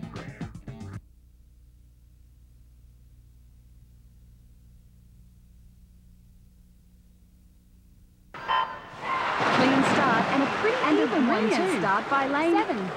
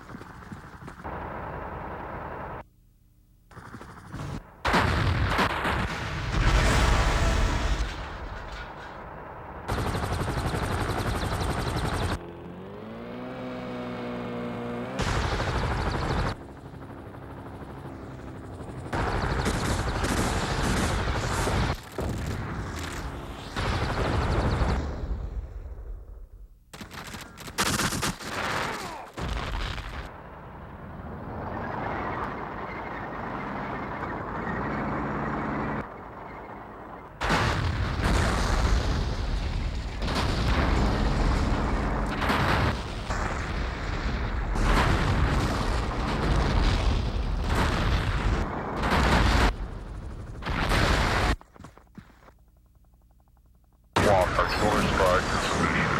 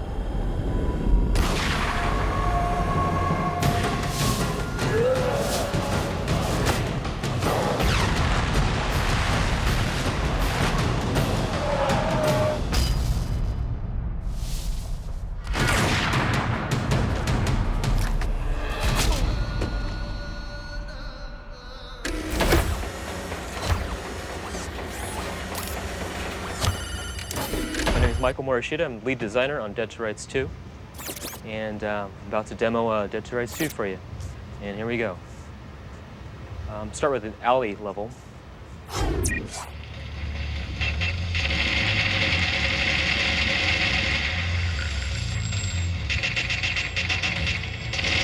you can see, the slow dive 360 is back once again.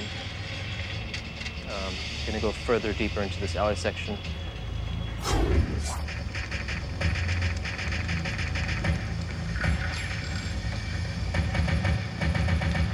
So we've actually spent the time, we're still working on it at the moment, but we're literally recording actual gun sounds, and it's just taken us months to do that by itself. We feature over 30 weapons, real-life guns.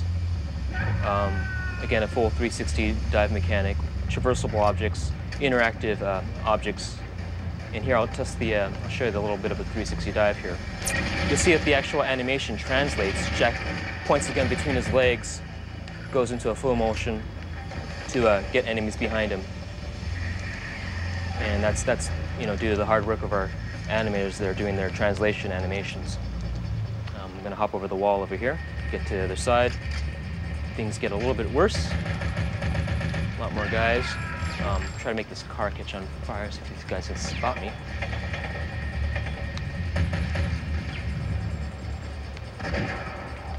So I'll see if I can get that. A lot more interactive objects.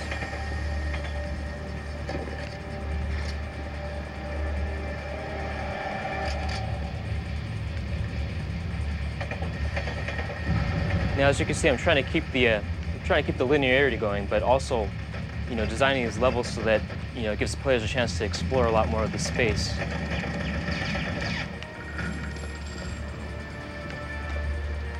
Jack's look has been redone as well. I'm trying to see, oops, grenade being thrown. Get out of the way. Demonstrate the human shield for you. See how far I can get with this guy. Now, this is yet to be done on camera. It's the first time I'm doing this, so let's see how far I can get with this. Again, it's a full 360 dive mechanic that we have.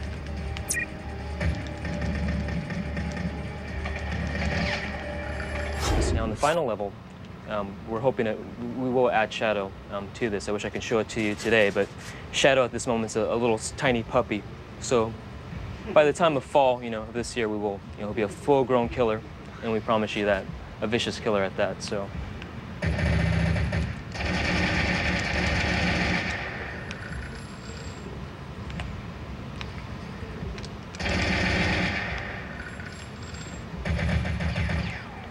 Do some backwards dives for you. Again, it's 360.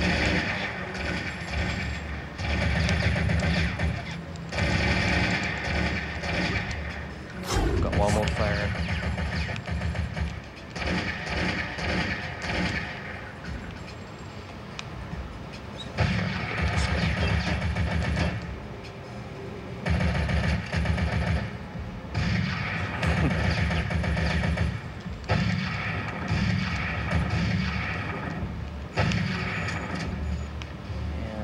See if I can catch him.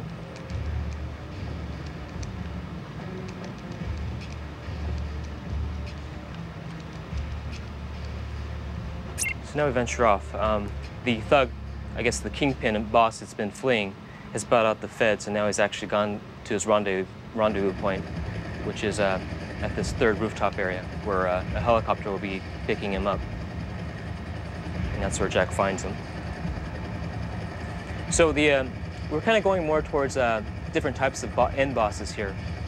Instead of just kind of going away from the more humanistic type of bosses, we're falling in the reign of, you know, the old school classic games like Star Fox, which featured more, you know, aircraft-oriented bosses, and kind of playing with that and matching them into like real-life situations such as this.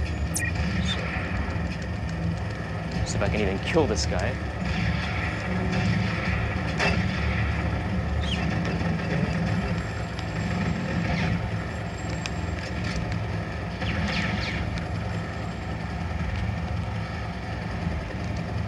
There you go.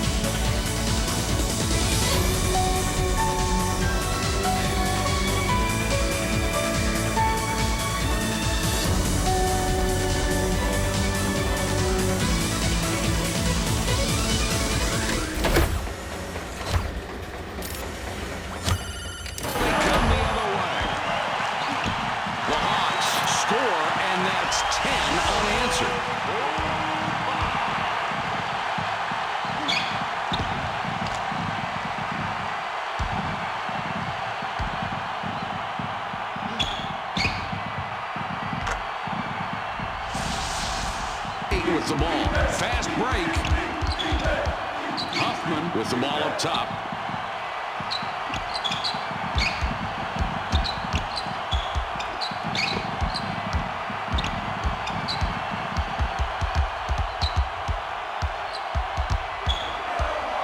It's loose. Swipes the ball.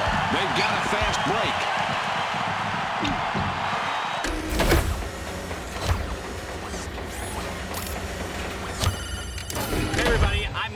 With ESPN Video Games, and I'm here to talk about ESPN NBA 2005. You got unmatched visuals, and I mean unmatched visuals. You're going to see everything from incredible character models to courts that reflect light like you've never seen before except in the real game. The players, the animation, everything about it looks and feels like the real deal. You've got from their jerseys that move independently from them to the way each of their muscles look. It's just unbelievable. The next thing I want to talk to you about is a new system called Reactive Court Sense. And what Reactive Court Sense is all about is making the player, taking the one-on-one game to the player. So the NBA is a team sport, but you know there are superstars, and you know there are tons of one-on-one games. This allows you to experience it in video game. So as you go through, as you play this game, you might want to cut to the hoop, but the guy, your opponent's going to cut you off, and you're going to battle back and forth. You're going to battle back and forth. So as you battle back and forth, you're going to, each of you are just going to try to get the upper hand. So it's like a mini chess game within the game, just like the real deal.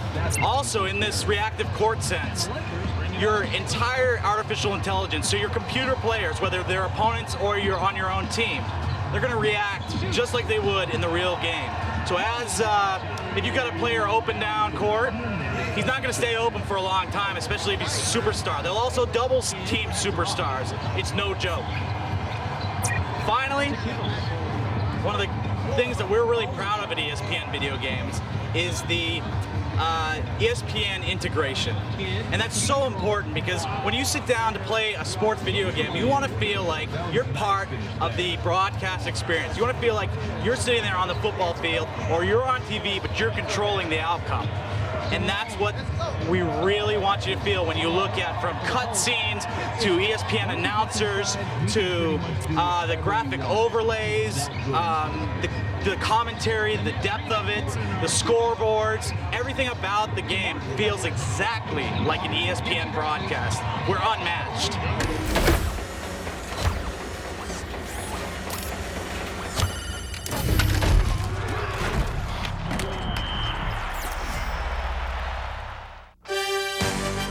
Peter, it's good to see you again. Great to see you, Dan. How was the off-season? Very relaxing, thank you. How about yourself? Well, I was out of the country, actually. I was touring Europe. Really? What did you see? Rome, Paris, Berlin? All of those, Dan. Those cities were spectacular. The tiramisu, the soufflés, the brats. Oh, boy. I don't know who's doing the cooking over there, but they've got natural talent. You can't coach that. Some things never change, do they? Yeah, that's true, Dan, but some things do.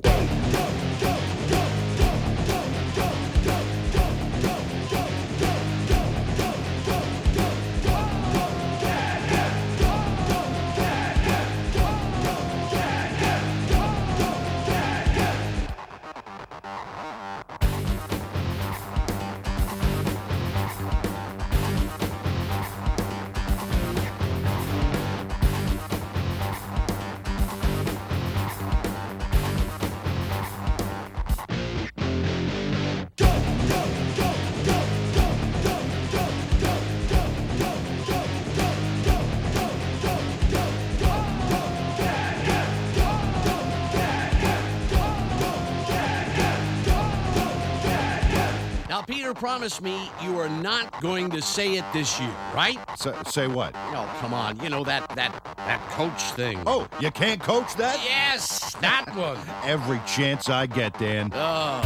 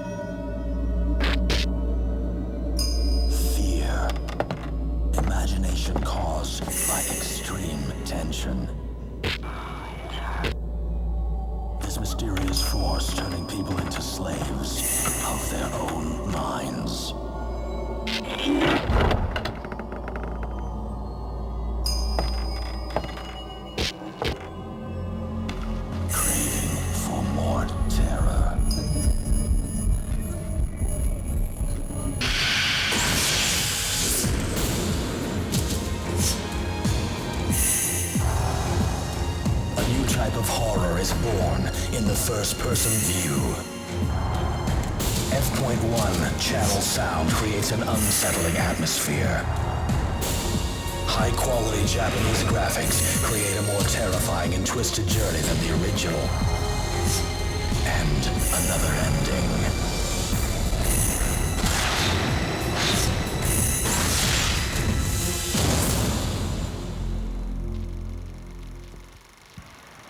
Fatal Frame 2, Crimson Butterfly.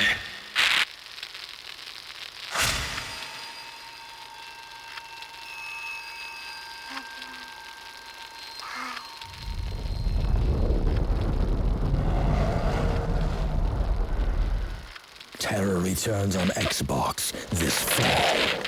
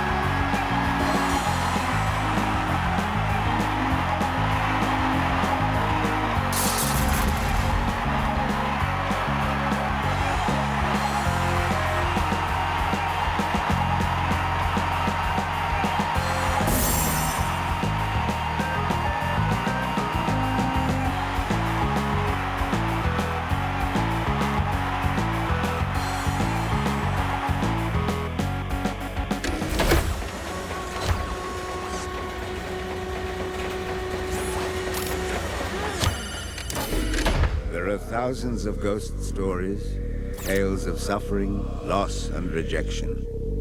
Into a few intrude the living.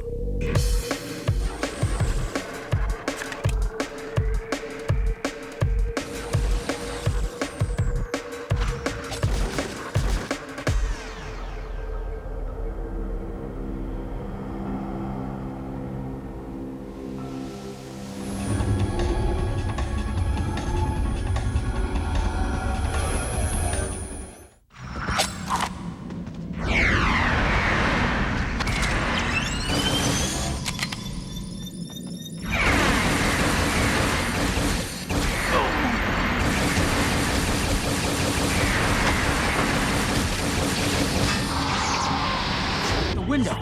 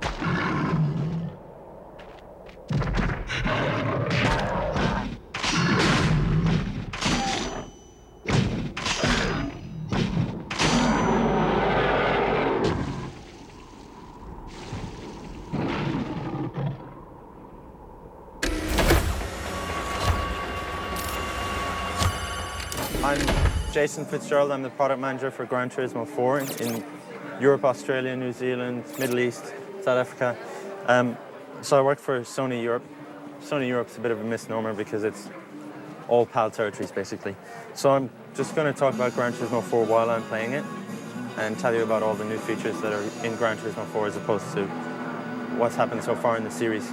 And we're looking right now at the Hong Kong track, and I'm driving an Audi S3. And we're actually playing multiplayer, so I'm against these two other guys. And I'm trying not to hit anyone. But we've actually got... the game is a bit more punishing for hitting other cars and hitting the walls than it used to be. It's we really want to reward people for taking the time to drive properly rather than just... well, the whole point of Gran Turismo is really that it's a driving simulator rather than an arcade, unrealistic, over-the-top, cartoony kind of game. It's always been super realistic and always been the point of Gran Turismo that you can really test drive the cars and feel what it's like to drive these cars for real using the game. And that's where Gran Turismo 4 continues what the series has always done and continues the Gran Turismo tradition, but it goes even further than what we've done in the past with 500 cars now in the game. At least 500 cars in the final version of Gran Turismo 4, and there'll be more than 50 tracks in the game, including ones like this Hong Kong track that we're looking at here. It's nighttime in Hong Kong, driving around the real streets of Hong Kong. A lot of the tracks in the game are now real, with all the real scenery and all the beautiful things, so it's almost like taking a trip to Hong Kong as well. You see the beautiful lighting in this level, where in this track where all the light is reflected on the cars, and there's famous monuments of Hong Kong we can look at as we're racing around. The scenery is so good it's almost hard to concentrate on the racing.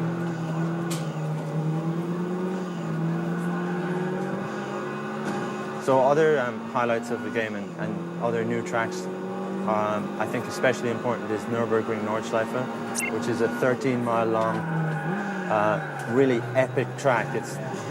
I just got hit. It's the most famous track in the world. It's the hardest track in the world. It's got 170 bends. And it's the greatest test for drivers. It's where BMW, Audi, Nissan, and other car companies will all test their cars right on the Nordschleife track at Nürburgring, which is why it's been also a test for GT4 to reproduce this track in the game, because it's so well known that people actually know exactly what it's like, exactly how long it should take to get around it in all these different cars, and therefore there's a very direct and very real comparison that people can make, and the game has got to live up to that. In testing the real cars on the Nordschleife and then testing them in Gran Turismo in the virtual world, the team at Polyphony have found that there is a 1% difference between the times that people achieve on the track in the virtual world and the real world. So it's within 1%. And that's because they model the track so accurately and they model the cars so accurately that they're just totally getting it right, and they're so close to the real world now. Physically, each track every detail on the track is within 2/3 of an inch of where it is in real life. So it's that level of accuracy that is what is underneath and behind the scenes of the game, really making the game so realistic and so accurate and so much like the real thing. So you can see in this, I'm also driving with the new Logitech steering wheel, which is the new wheel for GT4. I've just finished this race, and if we keep going, we'll get a gorgeous replay of me winning, which is great. It's going to come up now.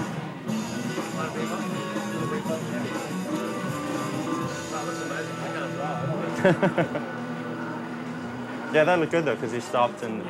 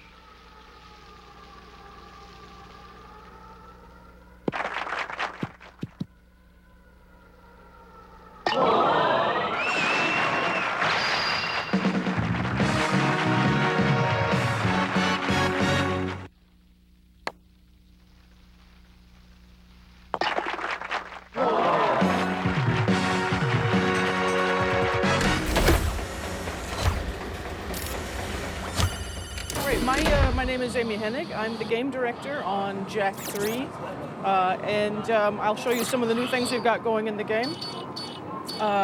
What we wanted to do with this game is provide the player a lot more of what they loved in Jack 2 and Jack 1 for that matter, but also kind of continue to refine and evolve the experience. So one of the first things we wanted to make sure was that the game didn't look the same. If you saw a screenshot of Jack 3, you wouldn't mistake it for Jack 2. And to that end, you can see one of the major things we've done is it's changed up where Jack begins in this game. And we've had to add a lot of new technology to support this, but he begins the game cast out into this desert wasteland. He's an outcast. It's sort of this kill-or-be-killed environment that he has to prove himself in. He's sort of a little edgier character this time, not really darker than he was in the previous game, but he's kind of a little bit more cynical. And so what you see here, for instance, is we've got this new technology that allows us to render this enormous desert wasteland. It's about 5 times the size of Haven City in the previous game.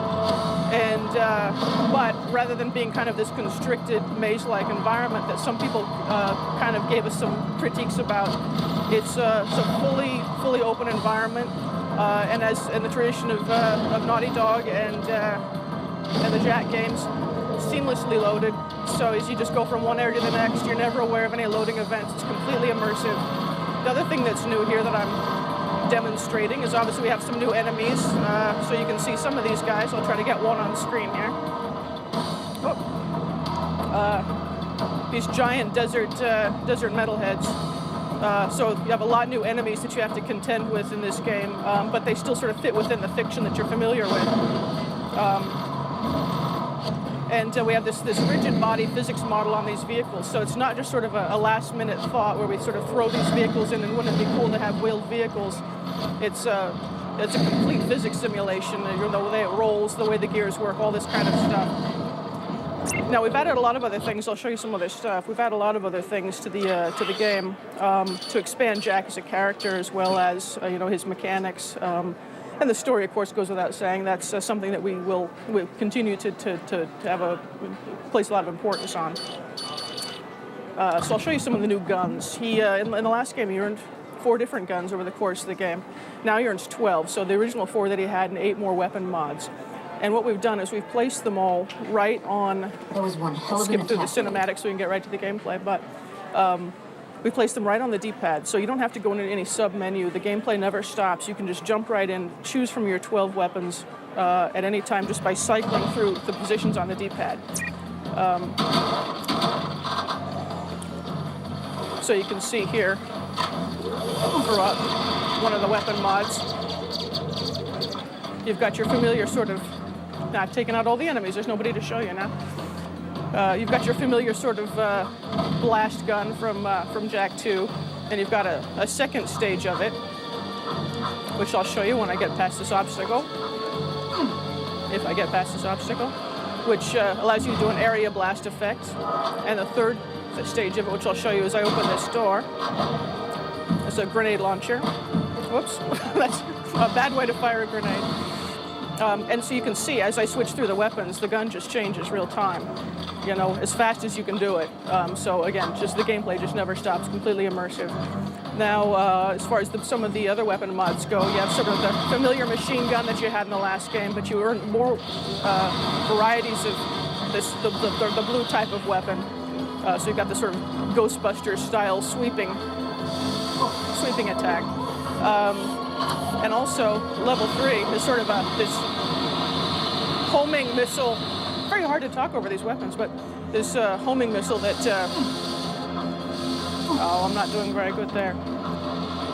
And like I showed you up front too, yellow 3, you can kick out this sort of self-propelling thing that just takes out most of the enemies in the room. Yellow 2 is a ricochet. It's a smart ricochet, sort of similar to your shotgun blast. So you can see that there's a lot of new options there, and the enemies are a lot tougher to compensate for that as well. Let's see. And one of the things we've always been proud of, I think, is that the Jack games are sort of more like an action movie. They, unlike some games where there's one thing that they do really well, and the entire game is an iteration of that. The with Jack games, it's like whatever's appropriate to the story next, whether you should be on a rescue mission on a vehicle, whether you should be, you know, flying something, driving something, you should be on foot and having to rely on your jetboard or your agility mechanics. The gameplay constantly changes, and it's really a tribute, I think, to Naughty Dog's sort of creative ethic as well as their technology and the power, the quality of the team. So you can see here's a mission that you come upon later in the game where you have to take on this floating war factory, and you have to hijack this vehicle and come around, fly up here out of the city. You can see the entire low-res city down there. Take out the defenses. Once you've taken out all the defenses in the place, fighting off all the enemies here, you actually land on this thing, go inside. There's an entire level inside. You fight a boss. So again, it just sort of shows you the seamlessness of the gameplay that you're never taken out of the experience for any loading events. And just to show you a little bit more, some variety. Obviously, there's mini games, but those aren't as good to demo. But I'll show you a little something here. It shows you another game mode in another new area that people haven't seen yet.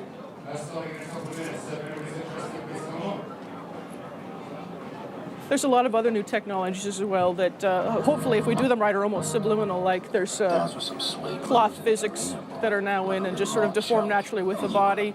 There's ragdoll physics on the enemies so they fly backward naturally. And like I said, obviously all the physics models on the vehicles and all, I mean, it all just adds up to creating a really tight feeling experience. So, you know, some games I think these days sort of sacrifice responsiveness for kind of more elaborate animation and things like that, and we've just always had this ethic that it's a game first, and you know, it's got to be responsive, it's got to be fun and colorful and fast. And so here's an example of, I'm running around this wasteland city that you discover when you're out here. Kind of a tougher place. You can see it's kind of like the Wild West, and you can ride these leaper lizards. So it's kind of like, you know, the horses out here that people ride. I've been sent on this mission to track down these little buggers that are sort of like the rats of the wasteland, and you're supposed to clear some of them out for this guy, kind of earn his respect.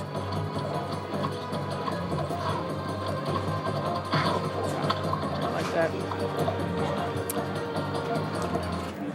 So, pretty good overview of some of the stuff that we're doing. Like I said, there's just a huge variety. It's about the same size as the previous game. About 60 minutes of the animations that everybody's familiar with that are such high quality, and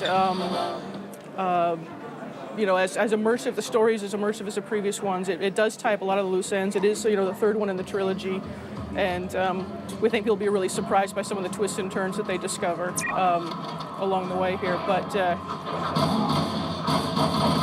that's my favorite thing to do. So you can see even the enemies you fight here are a lot darker. You know, it's kind of a more, it's sort of a grittier environment that Jack has to face as he kind of approaches adulthood here. We're really pleased by the variety of the experience that we're able to provide, and that's a good capping moment there. I die dramatically.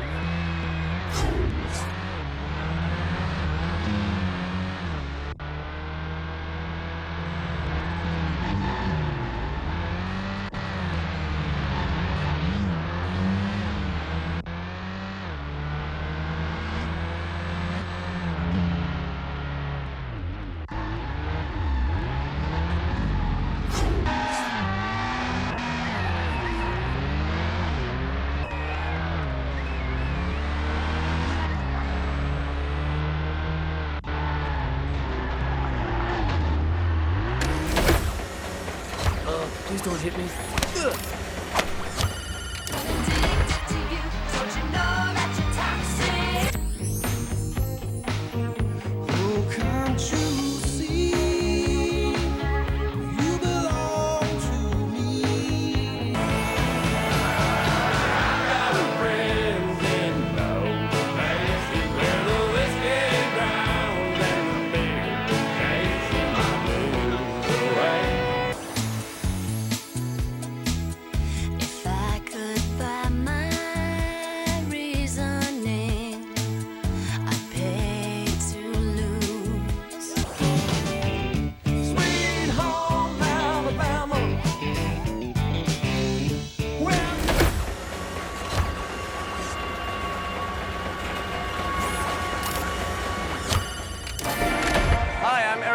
I'm a level designer for Killzone, and I'm going to take you through the game. Right, so the player puts you in the middle of a battle against the Helghast. And the Helghast are a cloned human race, they're humanoid, and they're attacking a colony planet called Vecta. Now, when the player starts, you only have one character. And this character has specific abilities. While you play the single-player campaign, you will unlock more characters. We have several characters, a stealth character, a heavy weapons character, and each of these characters has special abilities. So basically, depending on the character you choose, the different play styles you get. For instance, the stealth character can get in quickly and kill silently, so yeah, you can sneak in. The heavy weapons character you can run in and shoot everybody with lots of firepower, you have more health, everything. Now this is actually the first level of the game. It's set in trenches just outside the city outskirts.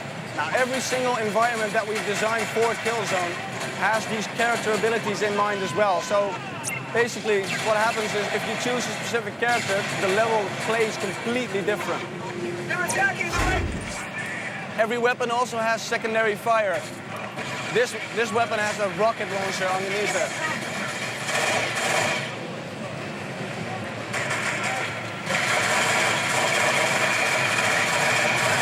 All the weapons in Killzone are designed to be realistic, yet with a little future feel to them.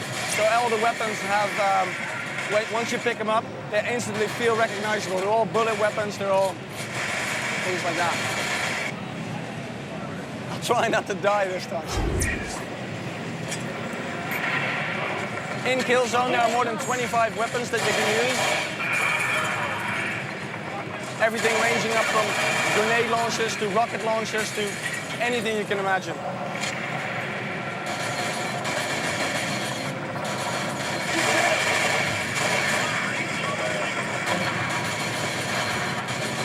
Nice work. Let's move.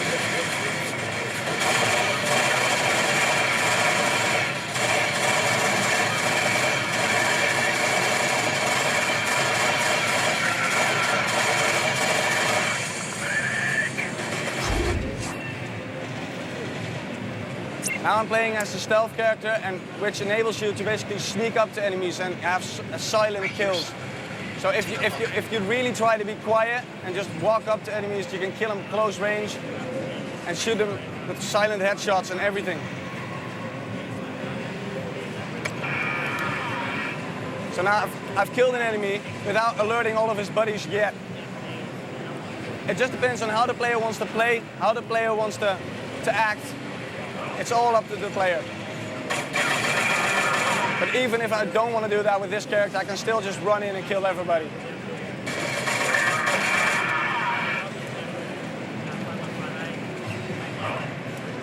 Uh-oh. Shit.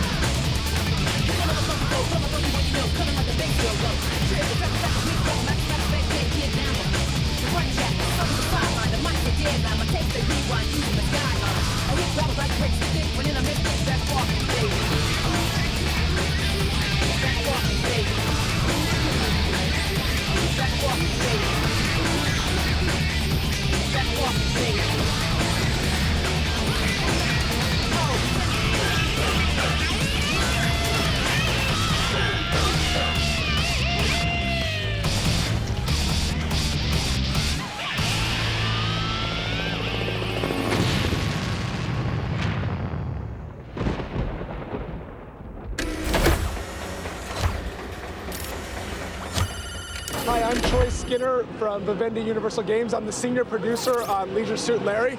Leisure Suit Larry, as everyone knows, is a classic game franchise that Sierra's bringing back. This time around, you play as Larry's nephew, who's on a college campus and, as is traditionally the case, is trying to spend all his time getting laid by a girl. So there's 15 different girls in the game, and each one has a different way to win heart. So in this game, you're trying to dance well enough to impress this girl. This is one cowgirl who's going to have trouble keeping her cows together.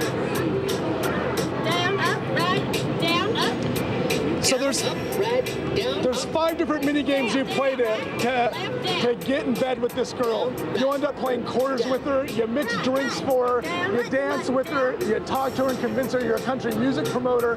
Left, up, button, down. Left, up, button, down. Get along, doggy.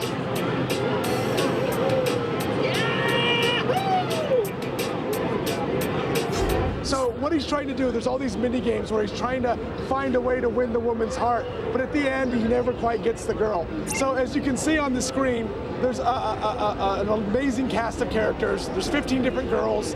There's 25 different environments, a lot of risque content. He goes to strip clubs. He engages in panty raids. There's some wet t-shirt contests. He does have some sexual interaction with the girl where he's dressed up as a mascot, spanking her. Lots of awkward situations for Larry. So it's a game that kind of mixes the humor and the sex, something like American Pie. Uh-huh, yeah, I'm listening. What? No, cancel the Nashville meeting. That son of... Well, you let Merle Haggard know I'm privy to the whereabouts of a certain Civil War strongbox he's been searching for the last 42 years. Yeah, now listen to me, Mr. Big City Fat Cat CEO. Now, just in case you forgot, let me remind you whose idea Farm Aid was in the first place.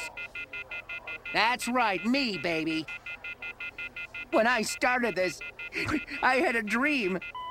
A dream to help farmers and their children, and I will not sit by and watch you destroy it. Good day to you, sir. Hey, are you all right? What?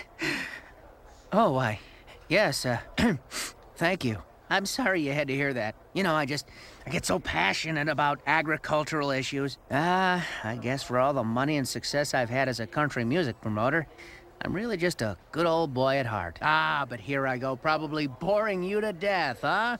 Oh, no, not at all. You know, I'm from a farm. No! Born and raised, and I just love country music.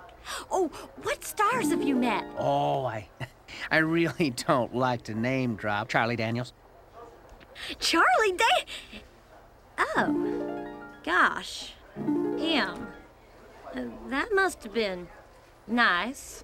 And a certain red-headed stranger named Willie Nelson. Willie Nelson? Oh, my stars! I love Willie Nelson. You have no idea. I know every little thing about him. I was there when he got struck by lightning. Oh, I want to hear everything about it. You're sitting right here and having a drink with me, mister.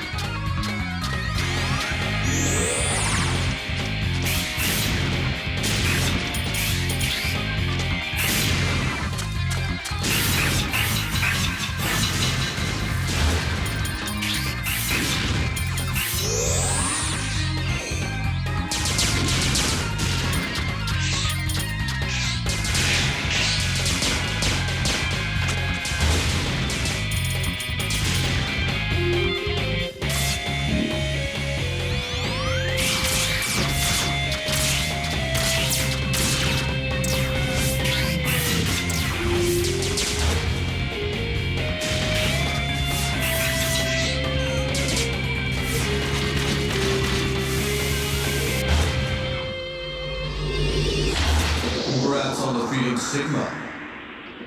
I really can't say how many times this makes it, but rest assured, he isn't coming back.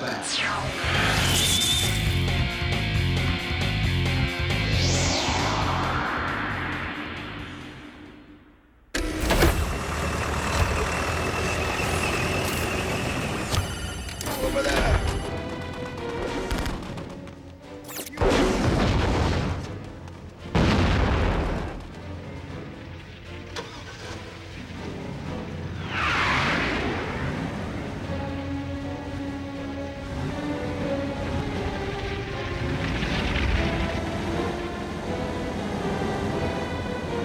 There's a UN Black Hole crew in trouble. See if you can help them out.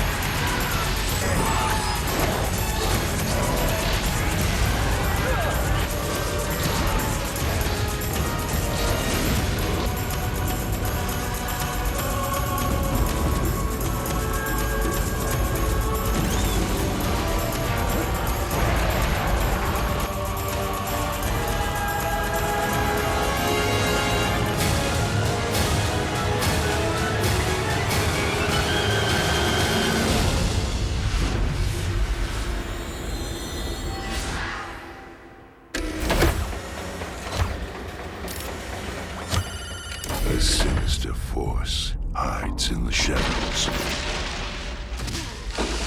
using the trust and loyalty of an ally to take it all. Through deception. Fight!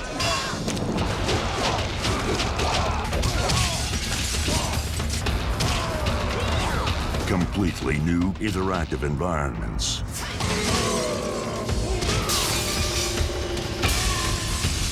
Multi-tiered arenas.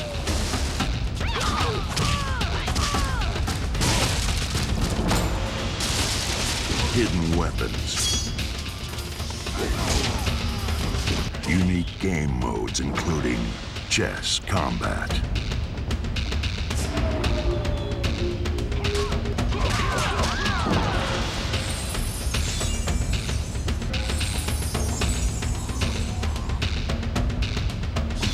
Conquest adventure.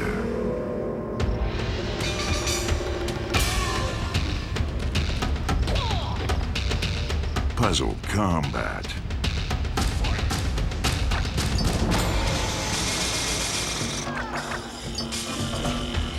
Introducing extremely brutal death traps.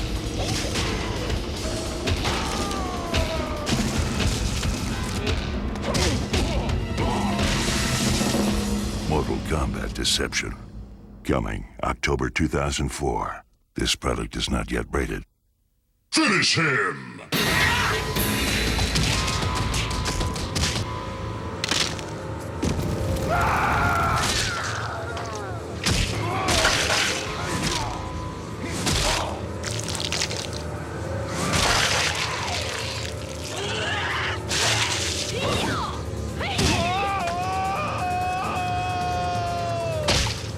Now online. Outstanding.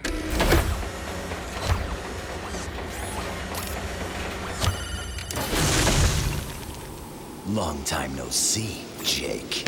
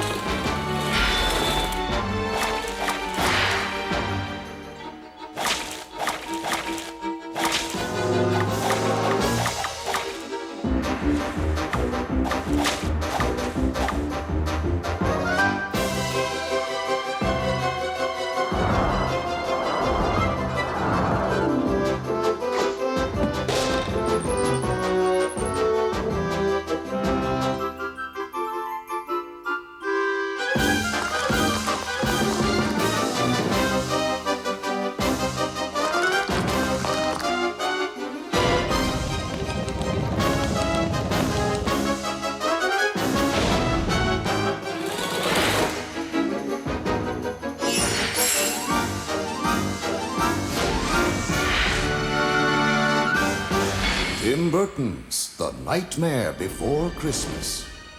Oogie's Revenge.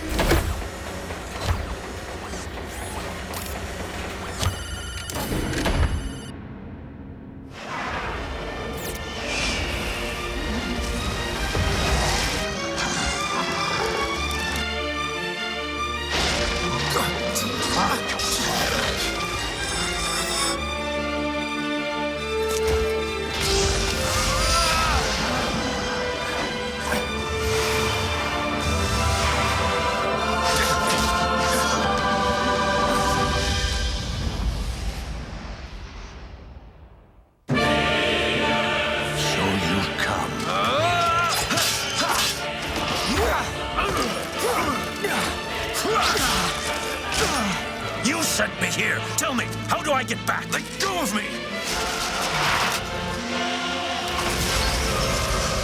You'll be okay, Michelle. I should have known. Auloni! Samarosuke! Because now you die.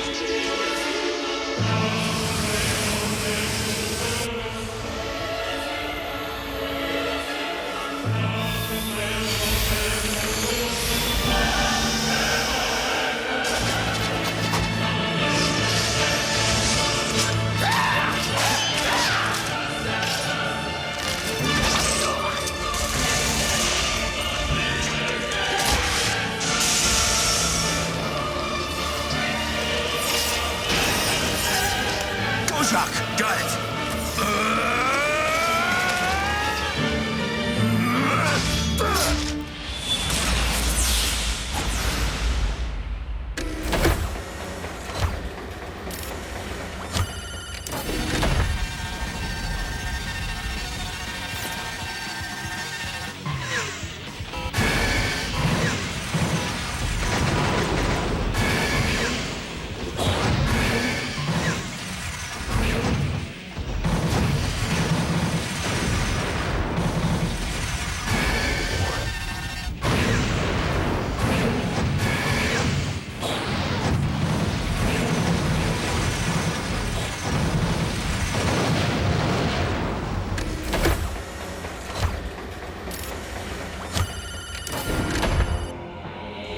Nick.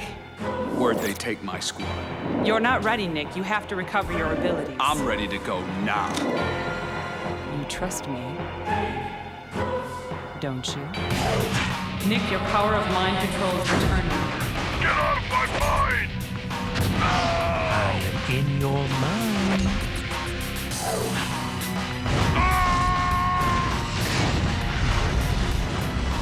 It burns!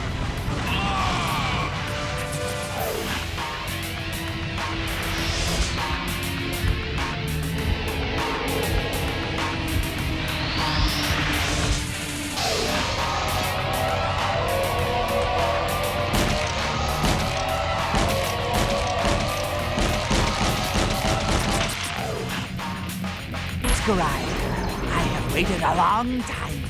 Nick, I'm trapped by these creatures. Attack!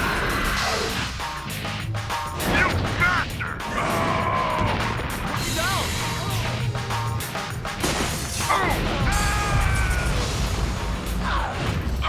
Watch it, Scryer! Now I have you! PsyOps, the Mind Gate Conspiracy.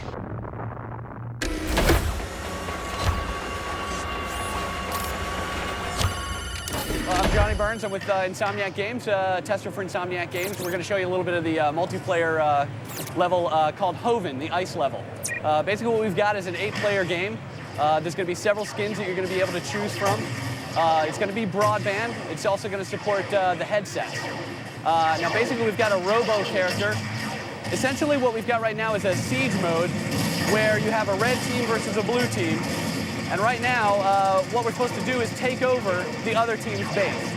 We've got a red team member that's over here. I'm going to try and take him out. Up, got him taken care of. Now, while you're defending your base, you don't have to sit around and defend it and babysit it. You've actually got a lot of defenses here. We've got some troopers that are aiding. So you can actually go off on the offense, and as soon as the red team gets near this base, they're going to go ahead and start moving into action. Now, one of the other nice things about this game also is the fact that we've got these destructible environments. These small bridges in front of both sides' bases are destructible. You can actually destroy them with some of the higher powered weapons. What that does is it adds a little more strategy to the game. making it more difficult for the other team to approach your base and take it over ultimately. Now, what we've also got, similar to a lot of other, some of the other games that are out these days, is a node system, where basically it starts off as neutral. It's got several turrets surrounding it that you would basically want to take out those turrets. Right now, our team owns it. It's blue.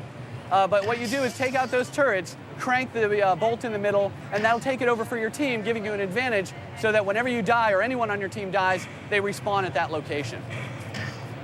Typically, those nodes will also open a few other things like buggies. Currently, this one's unlocked a buggy, so we can go ahead and take that over.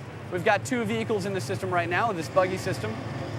And what's great about the buggy, aside from just being able to drive it around, it's a lot of fun to drive and play and shoot. It's also cooperative. Unfortunately, I've run into an anti-vehicle turret, which doesn't like me very much, so it's going to destroy that. But basically what it allows for a lot more cooperative play. You could actually have a team member jump into the gunner seat and actually do some of the fighting for you while you do most of the driving. Now the buggy's pretty vicious, so I'm going to try and dodge this a bit here. Now what we've got scattered around the level, like a lot of people who've played the earlier series, we've got these nanotech upgrades. When you destroy those, that'll help increase your health, bring you back up to your max. We've got weapons. Let me find some of the better weapons over here. Let's see. Let's go over to these charge boots over here. We've got a charge boot, which a lot of Ratchet and Clank fans will be familiar with, which allow you to kind of get into and out of a battle fairly quickly by double tapping R1. You kind of fly across to the other team's base. Now over here we've got weapon crates. This is a gravity bomb, also familiar to other players. When you want to switch weapons, you can either do it quickly by just tapping triangle 1 time. Now I've got the gravity bomb equipped, and I can fire the gravity bomb at this red team member. Try and take him out.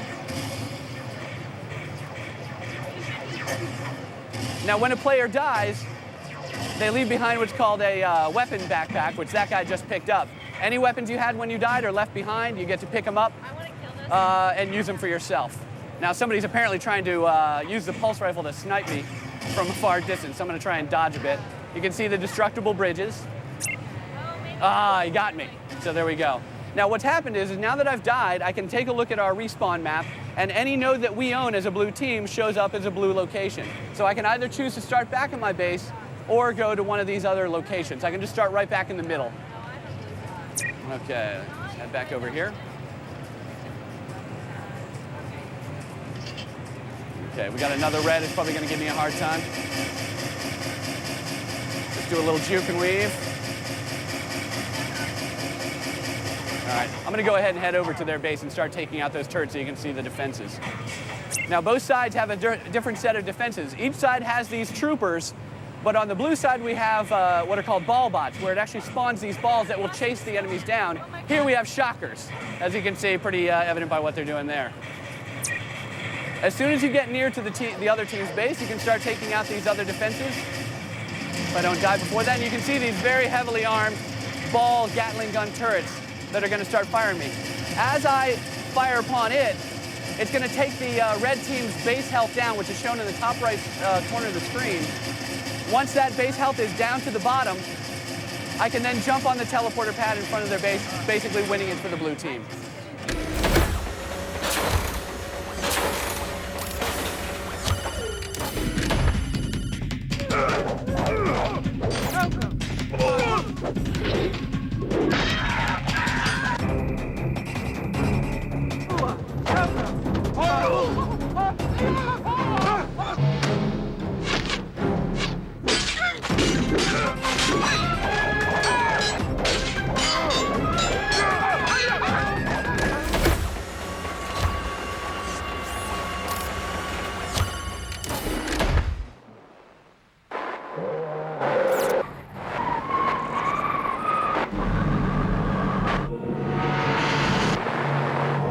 Resisted the temptation of the sirens for decades, lying here.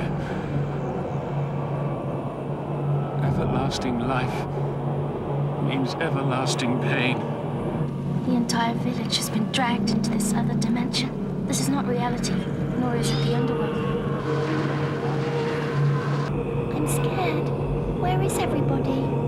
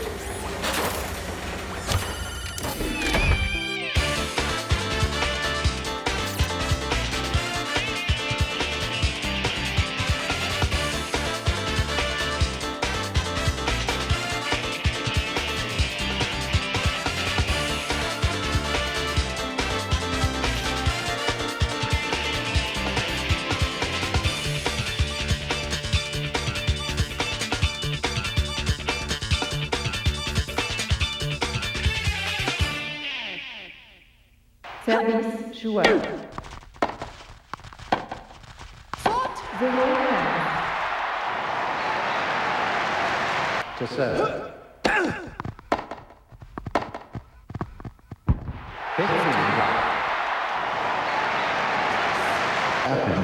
To serve.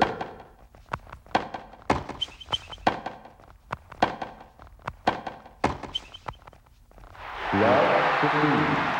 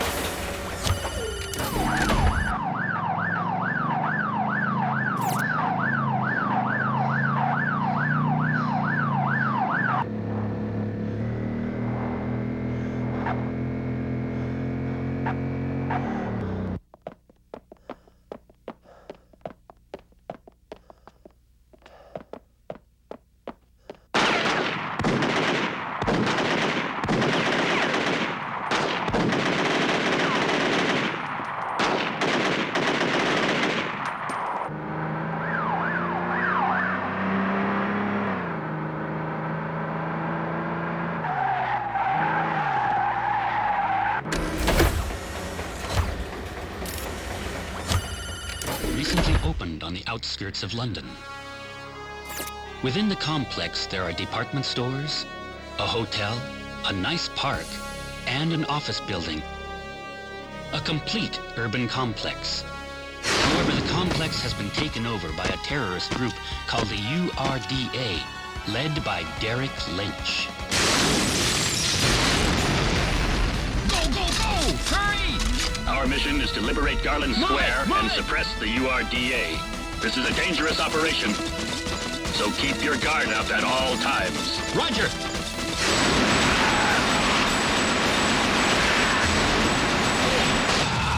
Nobody's gonna stop us now!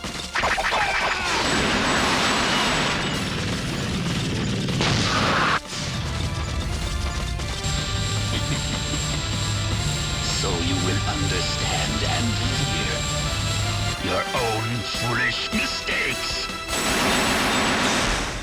Time crisis. Crisis zone. Engage the enemy!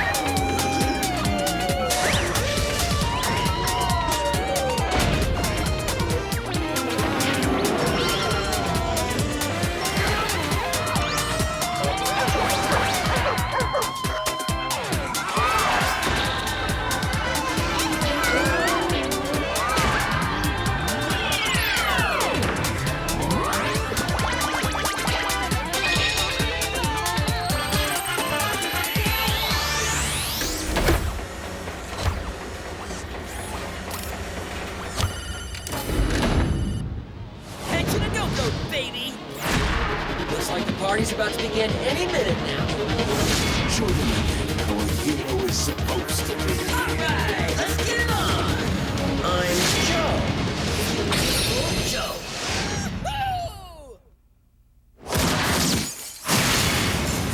The heck? What? That? Rico! Hey, can I get your autograph?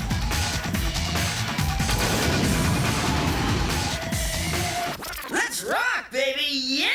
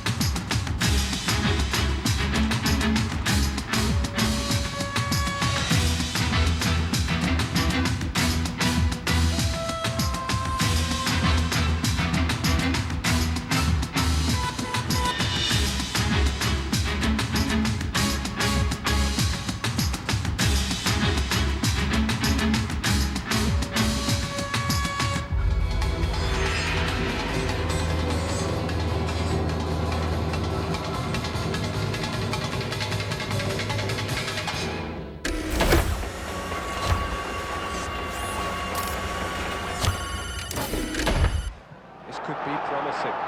Takes a shot! They've scored! A fantastic goal.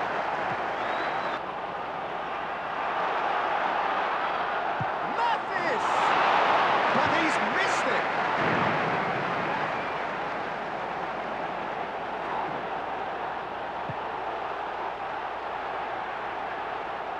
Knocks it past the defenders and into the area.